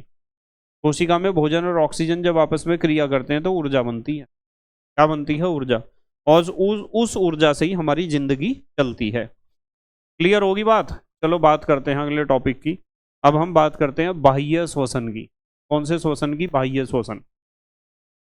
बाह्य श्वसन यानी एक्सटर्नल रेस्पायरेशन। बाह्य श्वसन क्या है, देखो भाई, आंतरिक श्वसन तो वो है जो कोशिकाओं में होगा। बाह्य श्वसन क्या है, वायुमंडल से ऑक्सीजन लेकर उसे कोशिकाओं तक पहुंचाना। वायुमंडल से ऑक्सीजन लो और उसे कोशिकाओं तक पहुंचाना, इसे कहते हैं बाह्य श्वसन। और आंतरिक श्वसन क्या है, आंतरिक श्वसन है कोशिका में ग्लूकोज के ऑक्सीकरण से ऊर्जा, कार्बन डाइऑक्साइड व जल का बनना। यह है आंतरिक श्वसन। ये क्या है, आंतरिक श्वसन। अब देखो आगे देखो, ये हमारे फेफड़े हैं, ठीक है, दोनों लंग्स हैं हमारे। इसमें जिस आदमी के फेफड़े बने हुए हैं वो आपकी तरफ मुंह करके खड़ा हुआ है, उसका फेस आपकी तरफ है, यानी उसका बायां फेफड़ा दायां फेफड़ा। तो आप देख रहे बायां फेफड़ा थोड़ा साइज में छोटा होता है, दायां फेफड़ा बड़ा होता है। यहां से यदि आते हो, ये तो आपका क्या है, ये तो आपका कंठ है, कंठ माने गला। और कंठ से जो सांस की नली आगे की तरफ गई उसे कहते हैं श्वसन नली। ये श्वसन नली है यहाँ तक, यहाँ। फिर श्वसन नली आगे दो हिस्सों में बट जाती है इस तरीके से, दोनों फेफड़ों में जाना है ना इसे। इन दोनों पतली नलियों को हम कहते हैं श्वसनी। क्या कहते हैं, श्वसनी। यहाँ तक सांस श्वसन नली है, ये भी श्वसनी है, ये भी श्वसनी है, ठीक है। चलें आगे, चलें। अब देखो अगली बात, यदि आप इस बाएं फेफड़े की बात करो तो बाएं फेफड़े का दो हिस्से देख रहे हैं आप इसके द्वारा। एक तो हिस्सा ये रहा, ये रहा। ऊपर वाले को हम कहते हैं उच्च पिंड और नीचे वाले को निम्न पिंड। दो हिस्से हैं, उच्च पिंड और निम्न पिंड। जबकि दाएं फेफड़े में देखो तो तीन है हिस्से। देखो एक लाइन ये दिखाई दे रही होगी, एक ये, एक तो ये रहा हिस्सा, एक ये उच्च पिंड, मध्य पिंड और निम्न पिंड, ठीक है। ये बायां फुफ्फुस है, फेफड़े को फुफ्फुस भी कह सकते हो आप, और ये दायां फुफ्फुस है। क्लियर होगी बात। ये चित्र आपको बनाना आना चाहिए, और ये चित्र बनाने के साथ साथ आपको बहुत ध्यान से इस चीज को भी समझना है। ध्यान से समझना, जब हवा है ना, वायु सांस लेने पर हमारे फेफड़ों में भर जाती है, और जैसे ही वायु फेफड़ों में भरती है तो फेफड़ों के चारों ओर कौन आ जाता है, रक्त, ब्लड। और ब्लड में जो हीमोग्लोबिन है वो सिर्फ उस वायु में से कौन सी गैस को उठाता है, ऑक्सीजन को। कौन सी गैस को उठाता है, ऑक्सीजन। और ऑक्सीजन को उठाकर कहाँ छोड़ के आता है, कोशिकाओं में। कोशिकाओं में तो उसने माइनस कर दी ऑक्सीजन, यानी कोशिकाओं में उसने छोड़ दी ऑक्सीजन, माइनस माने छोड़ दी। और कोशिकाओं से उसने उठा ली कार्बन डाइऑक्साइड और जल वाष्प, ठीक है। अब क्या होता है, वो जो ग्लूकोज था, ग्लूकोज मतलब भोजन, पचा हुआ भोजन जो पहले से ही छोड़ के गया हुआ था रक्त, वहाँ ग्लूकोज का ऑक्सीजन से रिएक्शन होता है। ग्लूकोज कौन छोड़ के गया था, रक्त, ब्लड। ऑक्सीजन को अभी कौन छोड़ के गया, रक्त या ब्लड। ऑक्सीजन को तो वहां उसने ड्रॉप कर दिया और वहां से कार्बन डाइऑक्साइड और जलवाष्प और उत्सर्जी पदार्थों को, और भी उत्सर्जी पदार्थ हैं, उन्हें उठा लिया। तो ग्लूकोज का ऑक्सीजन से रिएक्शन होगा जिससे एटीपी बनेगा, कार्बन डाइऑक्साइड गैस बनेगी, जलवाष्प बनेगी। एटीपी कहाँ इकट्ठा होगा? माइटोकॉन्ड्रिया में। एडिनोसिन ट्राइफॉस्फेट इसका पूरा नाम होता है। ये कहाँ स्टोर होता है? माइटोकॉन्ड्रिया में। और कार्बन डाइऑक्साइड और जलवाष्प ब्लड को वापस दे दी जाती है, इसे ले जाओ, ये हमारे काम का नहीं है। और ब्लड उस कार्बन डाइऑक्साइड और जलवाष्प को और उत्सर्जी पदार्थों को कहाँ छोड़ देता है? फेफड़ों में। और फेफड़ों से में चीजें बाहर। तो जब हम सांस बाहर छोड़ते हैं ना, तो सांस जब हम बाहर छोड़ते हैं तो उसमें कार्बन डाइऑक्साइड भी होती है, जलवाष्प भी। सर्दियों में तो आपको जलवाष्प नजर आती है। जब सर्दियों के दिनों में आप सांस बाहर छोड़ते हो तो भाप भाप दिखती है आपको, भाप निकल रही मुंह, तो वो ये जलवाष्प ही है। ये कार्बन डाइऑक्साइड और जलवाष्प निकलती है बाहर। उसके अलावा और भी बहुत सारी गैसें हैं, नाइट्रोजन भी निकलेगी, पर ये चीज उसमें ऐड हो जाती है। क्लियर होगी बात? चले आगे। अब हम बात करेंगे हृदय की। इसकी बात करेंगे हृदय की। मैंने आपको पहले ही बताया था कि चैप्टर बहुत इंपॉर्टेंट है, और आपने अब तक भी यदि चैनल को सब्सक्राइब नहीं किया है तो चैनल को सब्सक्राइब जरूर कर लेना। लेक्चर को लाइक करना और अपने दोस्तों के साथ शेयर करना जरूर। ये चैनल बहुत ज़्यादा काम का है आपके लिए, बहुत ज़्यादा। ठीक है, हृदय की बात करते हैं। चलो, मनुष्य का हृदय लाल रंग का और मुट्ठी के आकार का होता है। लाल रंग का होता है और मुट्ठी के आकार का होता है, यानी इतना। यह हमारे वक्ष भाग में बाईं तरफ झुकाव लिए स्थित होता है। तो हमारे वक्ष माने छाती, इसमें थोड़ा सा बाईं तरफ को झुके हुए होता है, बाईं तरफ को झुके हुए ऐसे। ठीक है, हृदय के बारे में ये बातें पता होनी चाहिए आपको जितनी मैं बता रहा हूं। उसके बाद यह बिना रुके जीवन भर एक निश्चित लय में धड़कता रहता है। बिना रुके जीवन भर धड़कता रहता है हमारा हृदय। हृदय का कार्य पूरे शरीर में रक्त का परिसंचरण करना होता है, पूरे शरीर में ब्लड की सप्लाई करना। और पंप का कार्य करता है हृदय। ध्यान रखना, कभी सोचो हृदय भावनाओं का केंद्र है। कोई अच्छा लग रहा, कोई बुरा लग रहा, किसी के ऊपर गुस्सा आ रहा, किसी के ऊपर प्यार आ रहा, किसी के ऊपर दया आ रही, ये हृदय का काम नहीं है, ये काम है दिमाग का। हृदय का काम नहीं है, दिमाग का काम है। हृदय का काम तो ब्लड की सप्लाई करना है। जब जरूरत पड़ती है, ऑक्सीजन की कमी होती है, तो ब्लड की सप्लाई को बढ़ा देता है वो, जिससे हृदय तेज तेज धड़कता है। जब आपका दिल धड़कता है ना बहुत तेज, समझ जाओ कि आपके कोशिकाओं में ऑक्सीजन की कमी पड़ेगी। समझ रहे ना आप मेरी बात?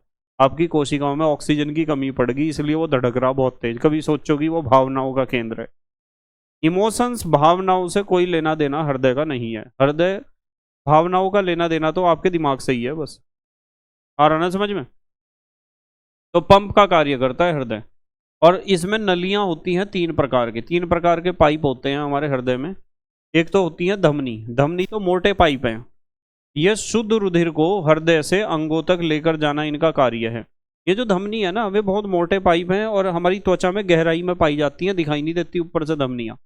इनका काम है हृदय से प्योर ब्लड को उठाना, शुद्ध रुधिर को उठाना और शरीर के विभिन्न अंगों तक पहुंचाना। अब आप सोच रहे होंगे कि सर शुद्ध रुधिर या प्योर ब्लड या साफ खून का मतलब क्या होता है? साफ खून का मतलब होता है ऐसा खून जिसमें कार्बन डाइऑक्साइड ना हो, जलवाष्प ना हो, उत्सर्जी पदार्थ ना हो और ऑक्सीजन भरपूर मात्रा में उपलब्ध हो। इस ब्लड में ऑक्सीजन भरपूर मात्रा में उपलब्ध होगी ना, और ये कार्बन डाइऑक्साइड, जलवाष्प और उत्सर्जी पदार्थ नहीं होने के, वही है शुद्ध खून या प्योर ब्लड। और जिसमें ये अशुद्धियां उपस्थित होगी, जैसे कार्बन डाइऑक्साइड, जलवाष्प या उत्सर्जी पदार्थ, उसे हम कहेंगे अशुद्ध रुधिर या इम्प्योर ब्लड या गंदा खून। क्लियर होगी बात? तो नलियां यानी हमारे हृदय से जुड़ी हुई नलियां, खून की नलियां तीन प्रकार की होती हैं, जिनमें पहली धमनी है। धमनियां क्या होती हैं? रुधिर को हृदय से अंगों तक लेकर जाना इनका कार्य होता है। दूसरी होती हैं शिराएं। ये अशुद्ध रुधिर को अंगों से हृदय तक वापस लेकर जाती हैं, इम्प्योर ब्लड को हृदय तक वापस खींचना शिराओं का काम है। एक होती हैं केशिकाएं। केशिका शब्द बना केश, केश माने बाल। बाल कितना पतला होता है? तो बहुत पतली पतली नलियां भी हमारे शरीर में है ब्लड की, बहुत पतली, बाल जितनी पतली। तो केशिकाएं धमनी और शिराओं को कोशिकाओं से जोड़ती हैं। मतलब कहने की बात यह है कि आपके पास मान लो धमनी है, धमनी का काम है शुद्ध रुधिर को कोशिकाओं तक पहुंचाने का। तो धमनी डायरेक्टली शुद्ध रुधिर को कोशिकाओं तक नहीं पहुंचा सकती। ये बहुत समझने वाली बात है, किसी किसी बच्चे के समझ में आएगी, सबके नहीं आएगी समझ। मान लो मैं कहूँ कि जी एक धमनी है और वो कह रही है कि मैं शुद्ध रुधिर को लेके आई और मैं जो हूँ इस वाली कोशिका को देना चाहती हूँ, नहीं दे सकती। और एक शिरा शिरा सोच रही है कि मैं इस कोशिका से अशुद्ध रुधिर को उठाना चाहती हूँ, नहीं उठा सकती, डायरेक्ट कांटेक्ट है ही नहीं उसका। ये बिल्कुल ऐसा है जैसे कि मैं आपको कहूँ कि मान लो आपके घर मेहमान आ गए, आपके घर के आगे मेहमान, और जब आपके घर मेहमान आए तो मेहमान आने के बाद आपके पापा उनके लिए नाश्ता लेके आए, पर आपके पापा नाश्ता लाकर सीधा उन्हें नहीं दे सकते। कि मान लो वे समोसे ले आए और समोसे बाहर से ला रहे, मेहमान बैठे हुए और थैली सीधी उनके सामने वो पॉलीथीन खोल ली या लिफाफा खोला, लो जी ये आपका समोसा है, आपका समोसा, डायरेक्ट नहीं दे सकते, ये अच्छा नहीं है। मम्मी ने चाय बनाई आपके घर जो मेहमान आए थे उनके लिए, मम्मी चाय का भिगोना लेके नहीं जा सकती वहाँ, लो भाई अपना कप पकड़ो मैं छान रही आपके कप में, ऐसा नहीं कर सकती। वो रोल शायद आपको अदा करना पड़ेगा। वो बच्चा या मैं बच्चे घर के छोटे, वे क्या करेंगे, पापा नाश्ता लेके आए, उन्होंने किचन में रख दिया, मम्मी किचन में चाय बना रही, नाश्ता तैयार कर रही, तो बच्चे जो होंगे घर में जो आपके जितने बड़े हो चुके हैं उन्हें कहा जाएगा मैं चाय दूंगी तुझे लेके और कप ट्रे लेके वहां जानी है। तो आप जो है वो नाश्ता तो पापा लेके आए, वो चाय तो आपकी मम्मी ने तैयार करी, पर आप उस ट्रे में कप रख के ले जा रहे हैं मेहमानों तक, ऐसे आप जा रहे कप लेके, आप फिर नाश्ता लेके जा रहे। तो आप जो है ना केशिका हो, जो आपके मम्मी को और पापा को मेहमानों से जोड़ने का काम कर रहे हैं। समझ में आ रही बात? एक धमनी कह रही है, एक धमनी, धमनी मोटी नलियां शुद्ध रुधिर को हृदय से अंगों तक लेकर जाती है। धमनी कह रही कि ना मैं तो अपने आप बांटूंगी सारी कोशिकाओं को रुधिर, तो केशिकाएं कहेंगी नहीं, आपका एक कोशिका से डायरेक्ट कनेक्शन नहीं हो सकता, आप बहुत मोटी हो। और केशिका कितनी पतली है, वो पतला पाइप है बहुत, वो छोटी कोशिका को कहेगा कि मैं उसे दे सकता हूँ ब्लड। तो जो धमनी है उससे ब्लड को पहले कौन लेंगी, धमनी से शुद्ध रुधिर को कौन लेंगी, केशिकाएं, और केशिकाएं पहुंचाएंगी फिर कोशिका तक, ऊतकों तक। इसी तरह जो केशिकाएं हैं वे ही अशुद्ध रुधिर को उठाकर सिराओं को देंगी। समझ में आई बात? यानी ये केशिकाएं हमें शायद कभी दिखाई दे जा, आप देख सकते हो कभी कभार, आप ध्यान से, जो बच्चे बहुत कमजोर होते हैं उसमें बहुत पतली बाल जितनी पतली नलियां यदि दिखाई दे रही ना आपको, तो समझ जाओ वे केशिकाएं हैं। अब कंफ्यूजन कोशिका और केशिका में भी नहीं होना चाहिए कभी, आप कोशिका और केशिका में कोशिका तो कोशिका है और केशिका माने बाल जितनी पतली नली है, केश माने क्या होता है, बाल। ठीक है, तो ध्यान रखना कि हमारे शरीर में नलियां जो है 3 प्रकार की होती हैं, नलियां पाइप, एक तो धमनी, एक तो शिराएं, एक केशिकाएं। धमनी शुद्ध रुधिर को हृदय से अंगों तक लेकर जाती हैं और शिराएं अशुद्ध रुधिर को अंगों से हृदय तक वापस लेकर जाती हैं, और केशिकाएं धमनी और शिराओं को कोशिकाओं से जोड़ती हैं। ठीक है, रक्त का शोधन कहाँ होता है, फेफड़ों द्वारा। अब आप कहोगे जी फेफड़ों द्वारा रक्त का शोधन कैसे होता है जी, मुझे बताओ कि जब वो रक्त अशुद्ध रक्त यानी जिसमें कार्बन डाइऑक्साइड थी, जलवाष्प था, उत्सर्जी पदार्थ थे, वो अशुद्ध रक्त फेफड़ों में गया था, फेफड़ों में पहुंचकर उस अशुद्ध रक्त ने कार्बन डाइऑक्साइड भी छोड़ दी थी फेफड़ों में, ठीक है, जलवाष्प भी छोड़ दी थी, उत्सर्जी पदार्थ भी छोड़ दिए थे, और वहां फेफड़ों से सिर्फ एक चीज उठाई थी, ऑक्सीजन। तो जैसे ही वो इन सारी चीजों को छोड़ देता है फेफड़ों में और वहां से ऑक्सीजन उठा लेता है, तो समझ जाओ आपका ब्लड जो है वो प्योर हो चुका है, शुद्ध हो चुका है, रक्त का शोधन हो चुका है। तो purification of blood takes place in lungs, फेफड़ों में आपके रुधिर का शुद्धिकरण होता है फेफड़ों में, क्योंकि उत्सर्जी पदार्थों को फेफड़ों में छोड़ दिया जाता है और वहां से काम की चीज ऑक्सीजन उठा ली जाती है। और जिस ब्लड के पास ऑक्सीजन है वो तो प्योर ब्लड है, और जिस ब्लड के पास ऑक्सीजन ना होकर कार्बन डाइऑक्साइड है, जल वाष्प है, उत्सर्जी पदार्थ है, वो है इम्प्योर ब्लड। ये है हमारा हृदय। इसका सरल चित्र हमने यहाँ बनाया है। इस हृदय के चित्र को आपको समझना है बहुत ध्यान से, सारी चीजें बहुत ध्यान से समझनी है। मैंने फिर भी आपको कहा था कि चैप्टर बहुत इंपॉर्टेंट है, ये चैप्टर कक्षा 6 से लेकर एमएससी तक यदि आप बायोलॉजी पढ़ते हो तो आपके काम आने वाला चैप्टर है। किसी भी कंपटीशन में बैठते हो आपके काम आने वाला चैप्टर है। और ये चैप्टर की बात नहीं, पूरा चैनल ही बहुत काम का है आपके। ठीक है, पूरा चैनल बहुत काम का है। ये सामने खड़ा हुआ आदमी जो है ना, वो आपके लिए बहुत काम का है। ठीक है, जिसे सारी दुनिया KMD सर कहती है, वो बहुत काम का है। इसलिए यदि अब तक आपने चैनल को सब्सक्राइब नहीं किया है तो सब्सक्राइब कर लो। देखो देखो बेटे, ये हृदय की संरचना सरल तरीके से बनाई गई है। इस हृदय में आप देख पा रहे होगे, बहुत ध्यान से देखना हर एक चीज को जो मैं समझाता जाऊंगा। सबसे पहली बात तो यह है कि हृदय की दीवार जो है ना, एक डबल लेयर मेम्ब्रेन है, दोहरी परत संरचना है इसकी। और इसमें आपको सबसे पहले ध्यान ये रखना है कि हृदय को आप इस तरीके से 4 हिस्सों में बांट सकते हो। मनुष्य के हृदय में 4 चैम्बर होते हैं। इनमें एक तो होता है ये वाला चैम्बर दिखाई दे रहा है, 4 बन गए ये कोश। ये तो बायां आलिंद है, बायां आलिंद ये है, यानी ये वाला कमरा। तो ये हो जाएगा दायां आलिंद। ये वाला क्या है, दायां आलिंद। और ये बायां निलय है, नीचे वाला कमरा। और ये वाला कमरा है दायां निलय। तो यदि कोई आपसे पूछता है कि मनुष्य के हृदय में कितने कोश होते हैं, कितने चैम्बर होते हैं, कितने कक्ष होते हैं, तो आपको बताने हैं 4। बायां आलिंद, दायां आलिंद, बायां निलय, दायां निलय। समझ में आई बात? आ जाओ चलो आगे। अगली बात, एक बात यह ध्यान रखनी है कि यदि कोई आपसे पूछता है कि मनुष्य के हृदय में कितनी वाल्व होती हैं, वाल्व एक शब्द है, वाल्व। वाल्व को हम हिंदी में कहते हैं कपाट। क्या कहते हैं? कपाट। वाल्व या कपाट का मतलब एक ऐसा रास्ता जो जो वन साइडेड हो। मान लो आपके कमरे का दरवाजा है, वो एक तरफ को ही खुलेगा, या तो बाहर को ही खुलेगा या तो अंदर को ही खुलेगा। ऐसा तो है नहीं कि वो अंदर को भी खुल रहा बाहर को भी खुल रहा, ऐसा नहीं है। तो जो दरवाजा सिर्फ एक तरफ खुलता हो, जो रास्ता सिर्फ एक तरफ खुलता हो, उसे कहते हैं वाल्व या कपाट। ठीक है, अब देखो, यदि कोई पूछता है कि मनुष्य के हृदय में कितने चैम्बर हैं, कितने कोश हैं, कितने कक्ष हैं, तो आपको कितने बताने थे? 4। एक तो बायां अलिंद, दायां अलिंद, बायां नीले, दायां नीले। क्लियर? यदि किसी ने पूछ लिया कि मनुष्य के हृदय में कितने वाल्व हैं, कितने कपाट हैं, तो आपको बताने हैं 4 तरह के। एक तो ये है, देखो, ये देख रहे हैं आप, ये वाला रास्ता, ये ब्लड को सिर्फ नीचे आने देता है, दाएं अलिंद में से दाएं नीले में, ऊपर नहीं जाने देने का। जैसे ही ऊपर जाएगा ना, तो ये वाल्व यहाँ से बंद हो जाएगी, ऊपर नहीं जा सकता, रक्त सिर्फ नीचे आ सकता है। इस वाले वाल्व को हम कहते हैं ट्राइकस्पिड वाल्व। क्या कहते हैं? Tricuspid valve.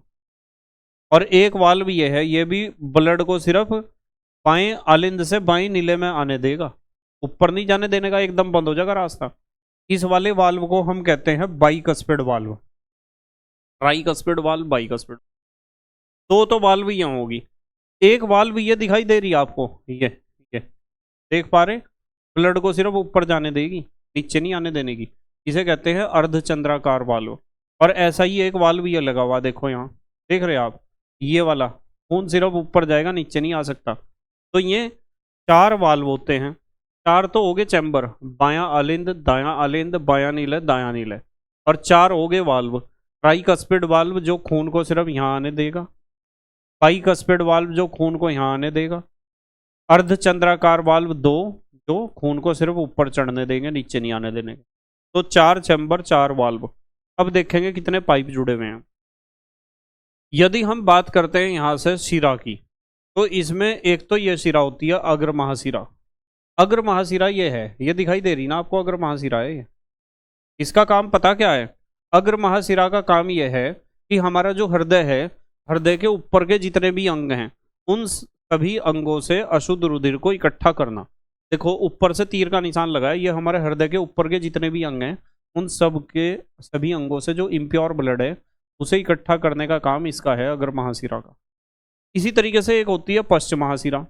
ये हमारे हृदय के नीचे के जितने भी अंग हैं, हृदय के नीचे वाले अंग जितने भी हैं, उन सभी अंगों से इम्प्योर ब्लड को स्टोर करने का, इकट्ठा करने का काम इसका है, पश्च महाशिरा का।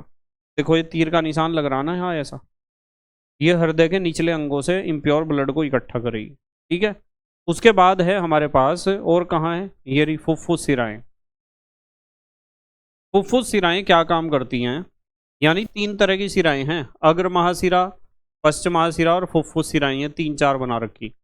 ये हमारे जो हमारा वो है ना फेफड़े, फेफड़े से शुद्ध रुधिर को लेकर आएंगे यहाँ, लंग्स से प्योर ब्लड को इकट्ठा करने का काम इनका है, फुफ्फुस शिराओं का। फुफ्फुस फेफड़ों को कहते हैं ना। क्लियर होगी बात। तो शिराएं होगी कौन सी? अग्र महाशिरा।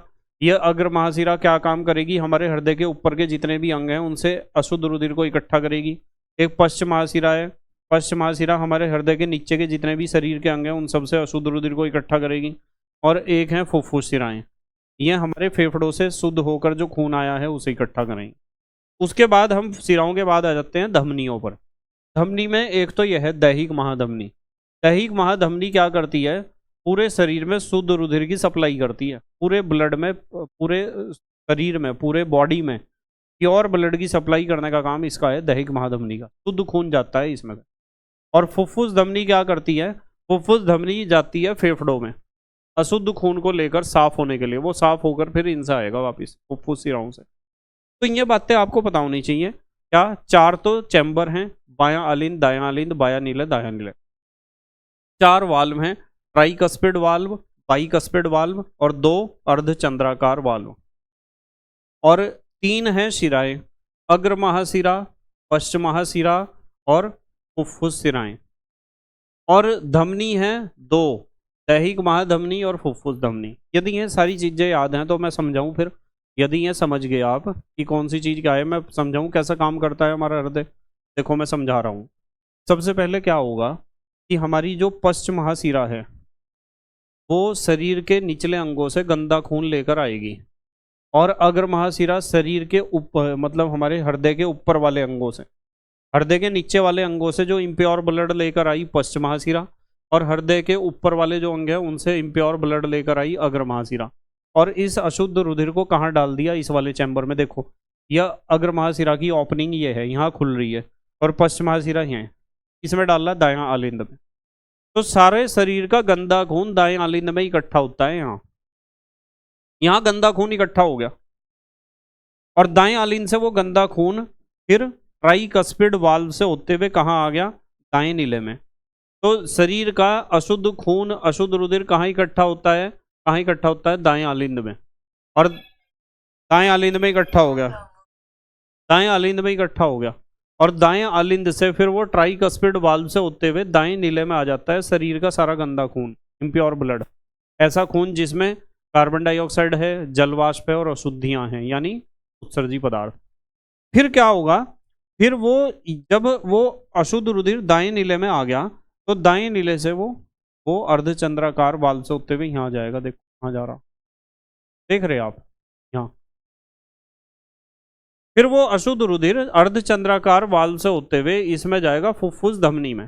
फुफ्फुस धमनी कहाँ जाएंगी? फुफ्फुस में, माने फेफड़ों में। और फेफड़ों में जाकर ये अशुद्ध रुधिर क्या हो जाएगा? शुद्ध। और शुद्ध होकर वो वापस लौटेगा फिर कहाँ से होते हुए? फुफ्फुस शिराओं से। तो फुफ्फुस शिराएं ये खुल रही, देखो यहाँ कहाँ खुल रही? बाएं आलिंद में। तो फुफ्फुस धमनी गंदे खून को लेकर गई थी फेफड़ों में, फेफड़ों ने उस खून में से सारी गंदगी ले ली और उसे ऑक्सीजन देकर शुद्ध खून बना दिया। शुद्ध खून फुफ्फुस शिराओं द्वारा कहाँ गिरा? बाएं आलिंद में इकट्ठा हो गया। बाएं आलिंद से वो फिर बाइकस्पिड वाल्व से होते हुए बाएं नीले में आ गया, और बाएं नीले से फिर अर्धचंद्राकार वाल्व के द्वारा कहाँ गया? यहाँ दैहिक महाधमनी में। और दैहिक महाधमनी इस पूरे शुद्ध खून को पूरी बॉडी में सप्लाई कर देगी, और पूरी बॉडी में वो जाकर कोशिकाओं से संपर्क में आकर कोशिकाओं को ऑक्सीजन देगा, और वहाँ से कार्बन डाइऑक्साइड, जलवाष्प और उत्सर्जी पदार्थों को उठाएगा, जिससे वो फिर दोबारा गंदा हो जाएगा। और गंदे खून को पश्च महाशिरा और अग्र महाशिरा फिर इकट्ठा करके दाएं आलिंद में डाल देगी। दाएं आलिंद से वो गंदा खून ट्राइकस्पिड वाल्व से होते हुए, यहाँ से होते हुए फिर दोबारा से दाएं नीले में आएगा, और दाएं नीले से वो अर्धचंद्राकार वाल्व से होते हुए फिर दोबारा से कहाँ जाएगा? फुफ्फुस धमनी में। फुफ्फुस धमनी उस गंदे खून को फेफड़ों को देगी, फेफड़े उस गंदे खून को साफ करके फुफ्फुस शिराओं को देंगे, और फुफ्फुस शिराएं उस साफ खून को बाएं आलिंद में डाल देंगी। बाएं आलिंद से वो साफ खून बाइकस्पिड वाल्व से होते हुए बाएं नीले में पहुंचेगा, और बाएं नीले से वो साफ खून अर्धचंद्राकार वाल्व से होते हुए फिर दोबारा से दैहिक महाधमनी में चला जाएगा। और दैहिक महाधमनी उस सारे साफ खून को पूरी बॉडी में सप्लाई कर देगी और पूरी बॉडी की कोशिकाओं में जब वो पहुंचेगा वहाँ ऑक्सीजन देगा और वहाँ से कार्बन डाइऑक्साइड, जलवाष्प और गंदी चीजें, उत्सर्जी पदार्थ इकट्ठा करके फिर दोबारा से आ जाएगा, लो भाई मुझे फिर साफ कर दो। तो इसका मतलब यह है कि खून को साफ करने का काम तो फेफड़ों का ही है, पर खून को सप्लाई करने का काम किसका है? हृदय का। तो हमारा हृदय यही काम करता है। कभी सोचो कि अच्छा बुरा लगना, किसी के ऊपर गुस्सा आना, किसी के ऊपर दया आना, किसी के ऊपर प्यार आना, ये काम नहीं है इसका। ये तो एक पंपिंग मशीन है और कुछ नहीं। आ गया क्या समझ में? आ गया। देखो यहाँ देखो नीचे क्या लिखा हुआ है, यही सारी बातें लिखी हुई हैं जो मैंने आपको समझाई हैं।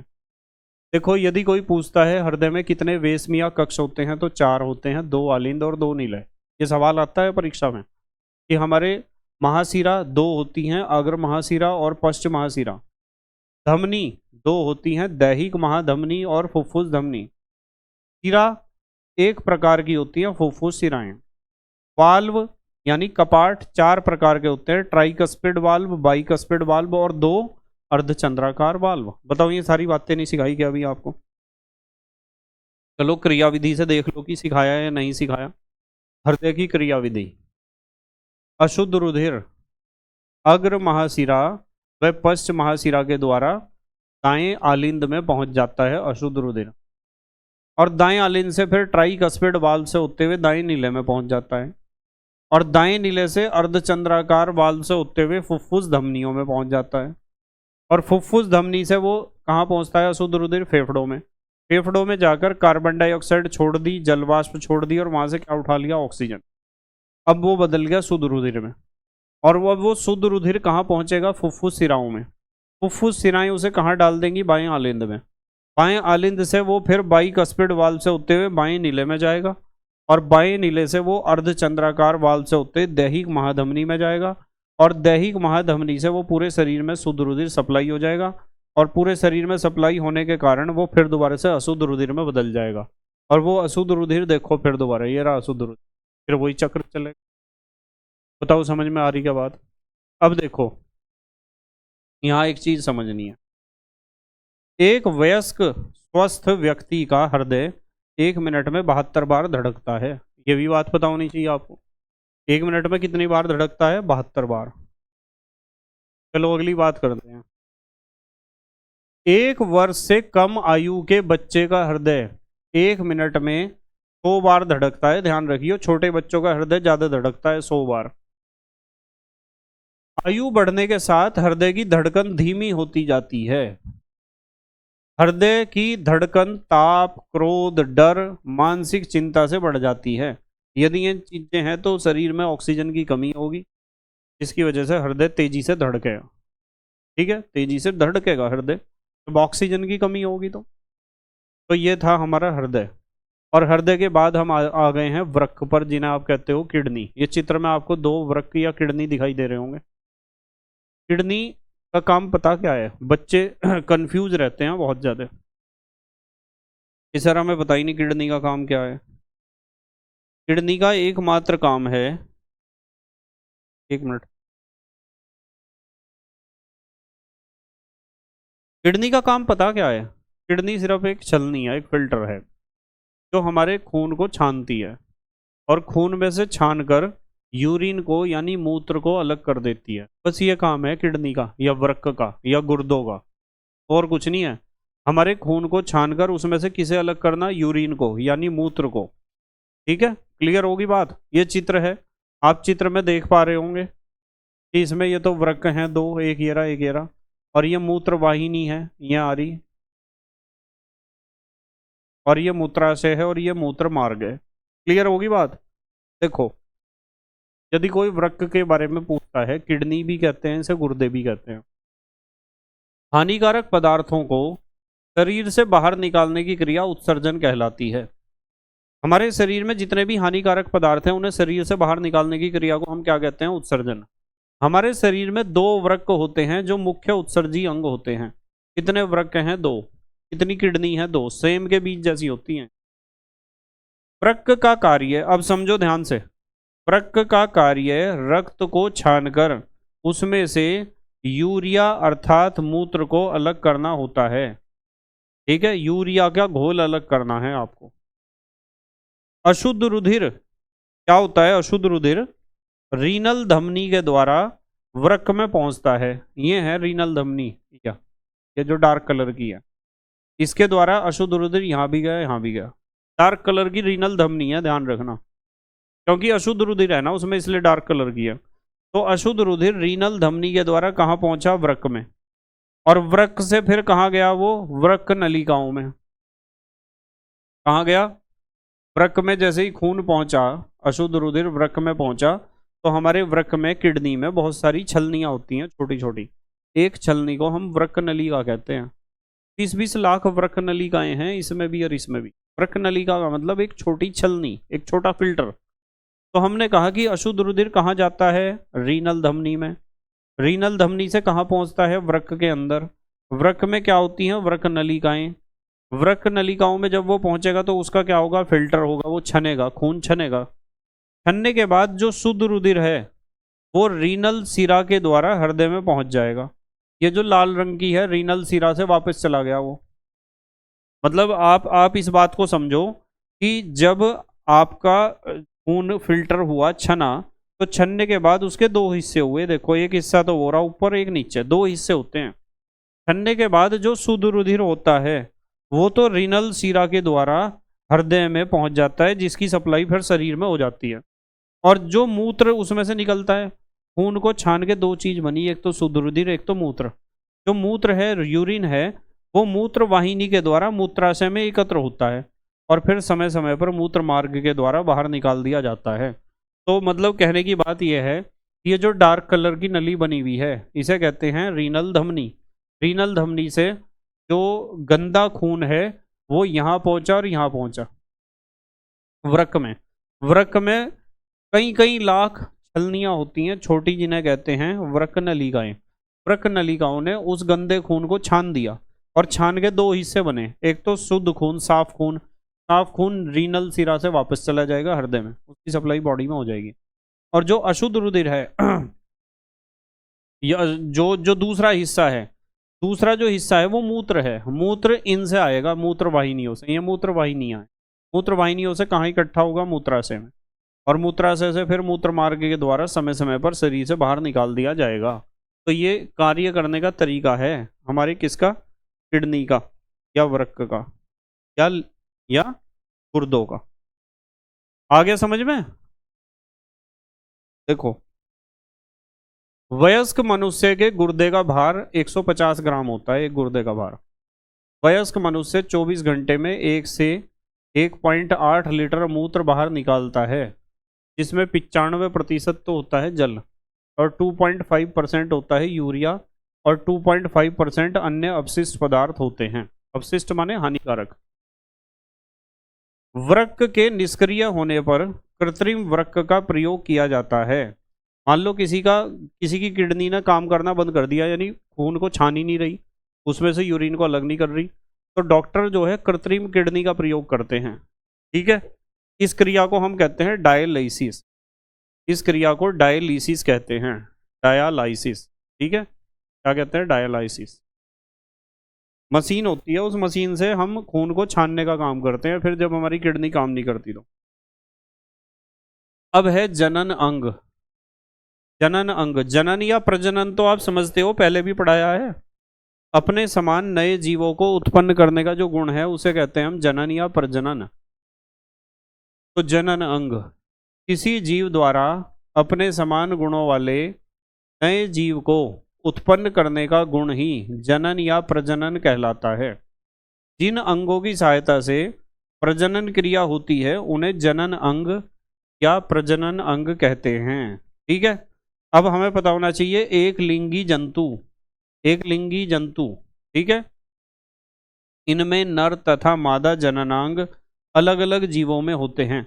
यानी कोई भी जीव या तो नर होगा या तो मादा होगा। जैसे मनुष्य में कोई या तो आदमी होगा या तो औरत होगा।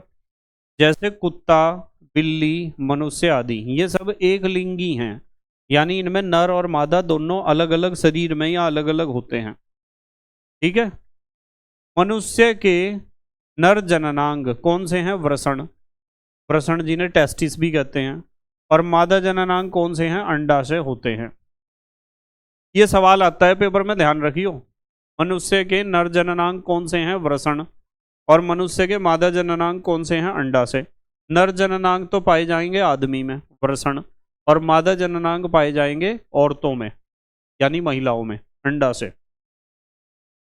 फिर हमें पता होना चाहिए द्विलिंगी जंतु, इनमें नर तथा मादा जननांग एक ही जीव में होते हैं। जैसे केंचुआ, केंचुआ जो है वो मतलब लेडीज और जेंट्स अलग अलग नहीं है, केंचुए में ही नर है और वो ही मादा है, दोनों जननांग एक ही जीव में होते हैं। जिस जीव में नर और मादा दोनों तरह के जननांग होते हैं, ऐसे जीव को हम कहते हैं द्विलिंगी जीव। क्या कहते हैं? द्विलिंगी। अब हम बात करेंगे मस्तिष्क एवं नाड़ियां, तंत्रिका की बात करेंगे। तो तंत्रिका में एक तो पढ़ना है अनैच्छिक क्रियाएं। अनैच्छिक क्रियाएं कौन सी होती है? जो हमारी इच्छा के अनुसार नहीं चलती। जो क्रियाएं हमारी इच्छा के अनुसार नहीं चलती उन्हें कहते हैं अनैच्छिक क्रियाएं, अपनी चलती रहती हैं। जो क्रियाएं हमारी इच्छा के बिना अपने आप होती हैं, अनैच्छिक क्रियाएं कहलाती हैं। नाम से ही पता चल रहा। जैसे अचानक धमाका होने पर हम चौंक उठते हैं, इसमें हमारी इच्छा की बात तो नहीं होती। जब कहीं अचानक से धमाका होगा तो हम तुरंत चौंक जाते हैं, तो ये एक अनैच्छिक क्रिया है। गर्म वस्तु पर अचानक हाथ लगने से हम हाथ तुरंत हटा लेते हैं, ये भी अनैच्छिक क्रिया है। तो अनैच्छिक क्रिया तो वो होती है जो अपने आप होती है, जिसमें हमारी कोई इच्छा नहीं होती। एक होती हैं ऐच्छिक क्रियाएं, जिनमें हमारी इच्छा होती है। जो कार्य हम दिमाग से सोच समझकर अपनी इच्छा के अनुसार करते हैं, ऐच्छिक क्रियाएं कहलाती हैं। जैसे पढ़ना, ये हमारी ऐच्छिक क्रिया है। खेलना, बात करना आदि, ये हमारी इच्छा के अनुसार चलती हैं, इसलिए इन्हें हम कहते हैं ऐच्छिक क्रियाएं। फिर हम बात करेंगे तंत्रिका तंत्र की। इसकी बात करेंगे तंत्रिका तंत्र। आपको पता है कि आपके घर में बिजली के सामान जितने भी हैं उन्हें चलाने के लिए दीवारों में तार का एक जाल बिछा हुआ है। दीवारों में तार का क्या है? जाल, बिजली के तारों का। तो आप एक बटन दबाते हो पंखा चल जाता है, एक बटन दबाते हो लाइट जल जाती है ना। ऐसे ही हमारे शरीर में भी बहुत सारे तारों का जाल बिछा हुआ है, और वो तारों के जाल जो है उसे कहते हैं तंत्रिका तंत्र। और उसमें जो हर एक तार का टुकड़ा है ना, उसे हम कहते हैं तंत्रिका। जैसे एक तार का टुकड़ा आपके स्विच बोर्ड से बल्ब तक जा रहा, आपकी लाइट तक, तो वो तार का टुकड़ा, यहाँ तो दीवार में तो तार का टुकड़ा है, हमारे शरीर में भी ऐसे तार के बहुत सारे टुकड़े हैं। उस तार के एक टुकड़े को हम कहते हैं तंत्रिका कोशिका। और जब बहुत सारे तारों का जाल, यानी बहुत सारी तंत्रिका कोशिकाओं का जाल हमारी बॉडी के अंदर बिछा हुआ है, तो उस पूरी तंत्रिका कोशिकाओं के जाल को हम कहते हैं तंत्रिका तंत्र। समझ में आई बात? शरीर में होने वाली सभी क्रियाओं को नियंत्रित करने वाला तंत्र तंत्रिका तंत्र कहलाता है। तंत्रिका तंत्र में मुख्य रूप से 3 भाग होते हैं। पहला तो मस्तिष्क, दूसरा रीढ़ रज्जु, और तीसरा तंत्रिकाएं। तंत्रिकाएं में तार के टुकड़े हैं। रीढ़ रज्जु, रीढ़ की हड्डी के अंदर जो धागा है, रीढ़ माने रीढ़ की हड्डी, रज्जु माने धागा, वो है। मस्तिष्क तो सबको पता ही है, तंत्रिका तंत्र का बहुत इंपॉर्टेंट पार्ट है मस्तिष्क। तो अब हम सबसे पहले यहाँ बात करने वाले हैं तंत्रिका कोशिका की, यानी वो तार का एक टुकड़ा जो हमारे शरीर में आपस में जुड़ जुड़ के पूरा जाल बना रहा। तो तार के में जो छोटे छोटे टुकड़े हैं उन्हें कहते हैं तंत्रिका कोशिका।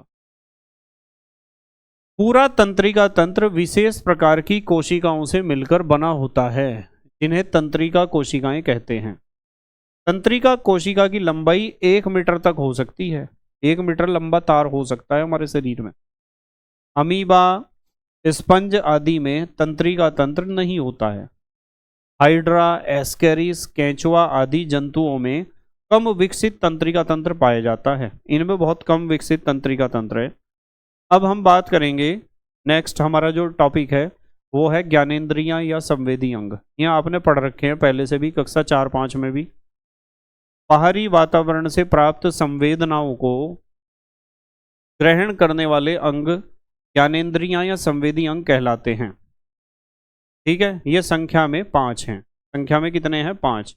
आँख, नाक, कान, जीभ, त्वचा, ये हैं संवेदी अंग या ज्ञानेंद्रियां। आँख, नाक, कान, जीभ, त्वचा, याद रखोगे। तो इसमें थोड़ा सा कान के बारे में बात करनी है हमें। कान, ये कान का चित्र दिखा रखा है, ये तो बाह्य कान है, ये बीच का हिस्सा है जिसे कहते हैं मध्य कर्ण, और ये अंदर का हिस्सा है जिसे कहते हैं आंतरिक कर्ण। ये कान का पर्दा है जिसे कहते हैं कर्णपटय है। तो कान के बारे में इसे श्रवणेन्द्रिय कहते हैं। यह सवाल आता है पेपर में, सुनने वाली इंद्री, श्रवणेन्द्रिय माने सुनने वाली इंद्री, सुनने और संतुलन बनाने का कार्य करता है। अब ये चीज तो पता है सबको कि कान का काम सुनने का है, ये चीज बहुत कम बच्चों को पता है कि हमारा जो कान है ना उसका काम संतुलन बनाने का भी है। हमारा कान से ही हमारी बॉडी का संतुलन बनता है, बैलेंस बनता है, ध्यान रखना। अंडयुज प्राणियों में, अंडयुज माने अंडा देने वाले जो प्राणी हैं, बाह्य कर्ण नहीं होते, ये बाहरी कान नहीं होता उनका। जो अंडा देने वाले जितने भी जंतु हैं उनका बाह्य कान नहीं होता, ये वाला हिस्सा उसमें होता नहीं है। और जरायुज प्राणियों में जो बच्चे देने वाले हैं बाह्य कर्ण होते हैं। तो यदि किसी भी नए जंतु को आप देख रहे हो और उसके कान दिखाई दे रहे हैं आपको, तो समझ जाओ कि वो बच्चे देने वाला है। और किसी नए जीव को देख रहे हैं जंतु को और उसके कान नहीं है, तो वो समझ जाओ अंडे देने वाला है। ठीक है। मनुष्य के कान, तीन भाग होते हैं मनुष्य के कान के। एक तो बाह्य कर्ण जो बाहर दिखाई देता है, ये कार्टिलेज का बना होता है, उपास्थि। कार्टिलेज एक ऐसा रूप है हड्डी का जो लचीला होता है। देखो कान में हड्डी है पर आप लचीली हड्डी है कान में हमारे, है ना, लचीली लचक सकती है। तो जो लचीली विशेष प्रकार की ऐसी अस्थि जो लचीली हो उसे हम कार्टिलेज या उपास्थि कहते हैं। तो मनुष्य का जो बाह्य कर्ण है, बाहरी कान है, वो कार्टिलेज या उपास्थि का बना होता है, लचीला व रोम युक्त होता है। रोम माने छिद्र पाए जाते हैं इसमें, रोम माने बाल पाए जाते हैं, रोम माने बाल। ठीक है। मध्य कर्ण, कान का बीच वाला हिस्सा, कर्ण पटह झिल्ली होगी इसमें, तीन छोटी छोटी अस्थियां होंगी इसमें, छोटी छोटी हड्डियां होती हैं बीच वाले कान में, कान का जो बीच वाला हिस्सा है। फिर है आंतरिक कर्ण, अंदर वाला, अर्ध पारगम्य झिल्ली की बनी कला गहन के रूप में। ये ध्यान रखना, कला गहन, कॉकलिया भी कहते हैं इसे। अर्ध पारगम्य झिल्ली की बनी कला गहन होती है आंतरिक कर्ण में, और आंतरिक कर्ण से ही हम संतुलन बनाते हैं अपना। ठीक है, चलो आगे चलते हैं हम। अब हम बात करते हैं आंख की। आंख देखने के लिए, यानी इसे आप कहते हो, इसका काम देखने का कार्य है। इसे दृश्येंद्रिय भी कहते हैं, यानी ये दृष्टि प्रदान करने वाली चीज है।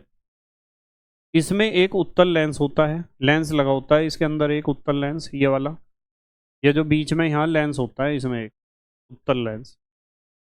हाइड्रा तथा केचुए आदि में आंखें नहीं होती। कीटों की आंखें अन्य जंतुओं से भिन्न होती हैं जिन्हें संयुक्त नेत्र कहते हैं। तो जो कीट पतंगों की आंखें हैं उन्हें क्या कहते हैं? संयुक्त नेत्र, ध्यान रखना, जो चारों तरफ देख सकते हैं बिना मुंडी हिलाए। उसके बाद अगला जो हमारी ज्ञानेंद्रिय है वो है नाक।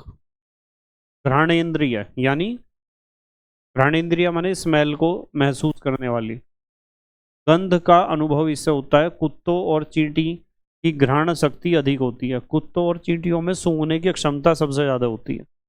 फिर उसके बाद जीभ, स्वादेंद्रिय, स्वाद का पता चलता है, स्वाद का अनुभव, क्योंकि इसमें पाई जाती हैं स्वाद कलिकाएं। बोलने व भोजन को लार में मिलाने का कार्य करती हैं। मेंढक की जीभ शिकार पकड़ने का भी कार्य करती है। मेंढक की जीभ देख रहे ना आप, मेंढक की जीभ तो शिकार भी पकड़ती है। अगली जो हमारी ज्ञानेंद्रिय है वो है त्वचा। स्पर्शेंद्रिय, यानी स्पर्श, टच का पता चलता है। ठंडा, गर्म, कठोर, मुलायम, चिकना, खुरदुरा आदि का अनुभव होता है त्वचा के द्वारा। फिर आगे हम अगले टॉपिक पर, अपना अगला टॉपिक है मानव तथा अन्य जंतुओं के कंकाल। कंकाल माने हड्डियों का ढांचा। ये मनुष्य का कंकाल तंत्र आपको नजर आ रहा है यहाँ, ठीक है। कंकाल माने हड्डियों का ढांचा। इसमें क्या क्या चीज कक्षा 6 के बच्चे को पता होनी चाहिए। जंतुओं के शरीर को विशेष आकार देने के लिए हड्डियों का एक ढांचा होता है जिसे कंकाल तंत्र कहते हैं। यह हड्डियों का ढांचा जो होता है उसे ही कंकाल तंत्र कहते हैं। क्लियर होगी बात? चलें आगे। अब कोई पूछता है कि कंकाल कितने प्रकार का होता है, तो आपको बताना है कंकाल होता है 2 प्रकार का। एक तो बाह्य कंकाल और एक होता है अंतः कंकाल। भाई बाह्य कंकाल तो वो है जो बाहर से दिखाई दे रहा है, जैसे आपके बाल हैं, नाखून हैं, ये तो बाह्य कंकाल है। और अंतः कंकाल वो है जो शरीर के अंदर है, जो ये सारा अंतः कंकाल ही तो है, बाह्य कंकाल। त्वचा के ऊपर जैसे बाल, नाखून, सींग, खुर आदि। और अंतःकंकाल त्वचा के भीतर पाए जाने वाली अस्थि और उपास्थि। मनुष्य के शरीर में कुल अस्थियां 206 होती हैं। ये सवाल बहुत आता है पेपर में। मनुष्य के शरीर में कितनी हड्डियां होती हैं? 206। और जो शिशु हैं उनमें 213 होंगी। जो छोटे बच्चे होते हैं ना, नवजात शिशु, उनमें 213 होती हैं ये हड्डियां। ठीक है। एक चीज बहुत बढ़िया है, किसी जीव के एक्सरे से हमें उसके कंकाल तंत्र की रचना का पता चलता है। जैसे मेंढक का कंकाल तंत्र है, मेंढक का अस्थि पंजर, ऐसा। यदि आपको कंकाल के बारे में पता करना कि किसी जीव का कंकाल तंत्र कैसा है, तो आप उसका क्या कर सकते हो? एक्सरे। अब देखो, अंतः कंकाल के बारे में बात करेंगे। अंतः कंकाल दो प्रकार का होता है। अक्षीय कंकाल, इसमें होती हैं 80 हड्डियां। और अनुबंधीय कंकाल, इसमें होती हैं 126 हड्डियां। तो अक्षीय कंकाल में एक तो खोपड़ी आती है, एक कशेरुक दंड और एक उरोस्थि और पसलियां। खोपड़ी ये रही, कशेरुक दंड रीढ़ की हड्डी, और उरो अस्थि और पसलियां मतलब उर कहते हैं, उर हाथी और कंधे की, और पसलियां, ये सारी हड्डियां आती हैं इसमें अक्षीय कंकाल में। और अनुबंधीय कंकाल में मेखलाएं आती हैं। एक तो ये अंश मेखला, कंधे की हड्डी, और एक श्रोणी मेखला, कूल्हे की हड्डी। हाथ एवं पैर की हड्डियां, ये सारी आती हैं अनुबंधीय कंकाल में। अक्षीय कंकाल का मतलब हमारा जो बीच वाला हिस्सा है, और अनुबंधीय कंकाल का मतलब हाथ और पैर की हड्डियां और कंधे और कूल्हे की हड्डियां। अब आ जाओ आप खोपड़ी में, आ जाओ। खोपड़ी में भी तो हड्डियां हैं हमारी। खोपड़ी 28 अस्थियां होती हैं खोपड़ी में, ध्यान रखना। एक, कपाल की अस्थियां 8 होती हैं। नंबर 2, चेहरे की अस्थियां होती हैं 20। तो टोटल 28 हैं। 8 तो हड्डियां हमारे कपाल की होती हैं, कपाल इसे कहते हैं अब, इसे कपाल। और चेहरे की अस्थियां होती हैं 20, जो फेस की हमारी हड्डियां हैं। उसके बाद अब आ जाओ कशेरुक दंड या रीढ़ की हड्डियां। 26 अस्थियां होती हैं इसमें, कशेरुकाएं कहते हैं उन्हें। और उरो अस्थि और पसलियां, हाथी और पसलियों की हड्डियां। 12 जोड़ी लंबी व घुमावदार अस्थियां, जिन्हें हम पसलियां कहते हैं। आगे एक सीधी लंबी उरो अस्थि, ये ये उरो अस्थि होती है, ये सीधी जो है बिल्कुल, ये यहाँ वाली हड्डी। उसके बाद संधि, संधि कहते हैं हड्डियों के जोड़ को। संधि माने हड्डियों का जोड़, संधि। दो हड्डियों के जोड़ को संधि कहते हैं। और उपास्थि किसे कहते हैं? कान, नाक और संधियों की हड्डियां कठोर न होकर लचीली होती हैं, इन्हें उपास्थि कहते हैं। ये कार्टिलेज की बनी होती हैं। किसकी बनी होती हैं? कार्टिलेज की। अब हमें पता होने चाहिए कंकाल के कार्य। कंकाल यानी हड्डियों का ढांचा, इसके कार्य: शरीर को एक निश्चित आकृति और आकार प्रदान करना। यदि कंकाल तंत्र ना हो तो हम तो मांस का एक लोथड़ा होंगे नीचे पड़ा हुआ। शरीर को सुदृढ़ बनाना यानी मजबूत। शरीर को सुरक्षा प्रदान करना, ये हमारी हड्डियां जो हैं शरीर के अंदर के अंगों की रक्षा करती हैं ना, कोमल अंगों की। रीढ़ रज्जु की सुरक्षा करना, रीढ़ की हड्डी के अंदर जो पतला सा धागा पाया जाता है उसकी सुरक्षा करना। मस्तिष्क की सुरक्षा करना, प्रचलन में सहायता प्रदान करना। चलना फिरना भी हमारी हड्डियों के कारण ही हो पा रहा है। उसके बाद हम आते हैं इसमें जंतुओं की गति। मछली किससे चलती है? पखने से। स्थलीय जंतु किससे चलते हैं? पैर से। पक्षियों की गति पाद और पंख से होती है, अगर पाद का रूपांतरण पंख में हो जाता है, ध्यान रखना। केंचुआ सूक या सीटी से चलता है। अमीबा कूटपाद से चलता है। और पैरामीशियम किससे चलते हैं? रोम से। रोम कहते हैं पैरामीशियम के शरीर पर जो बाल पाए जाते हैं। तो ये अगला चैप्टर तो मैं अगले लेक्चर में कराऊंगा। हमने 8वां अपना चैप्टर पूरा कर दिया है, एक ही लेक्चर में हमने 8वां चैप्टर कंप्लीट कर दिया। ठीक है बेटे, उम्मीद है आपको सारे पॉइंट्स समझ में आए होंगे। यदि पॉइंट्स आपके समझ में आए हैं तो चैनल को सब्सक्राइब कर देना, लेक्चर को लाइक कर देना और शेयर कर देना अपने दोस्तों के साथ। ठीक है, तो thank you very much for watching this lecture. मिलते हैं अगले लेक्चर में अगले चैप्टर के साथ। Okay, bye, take care.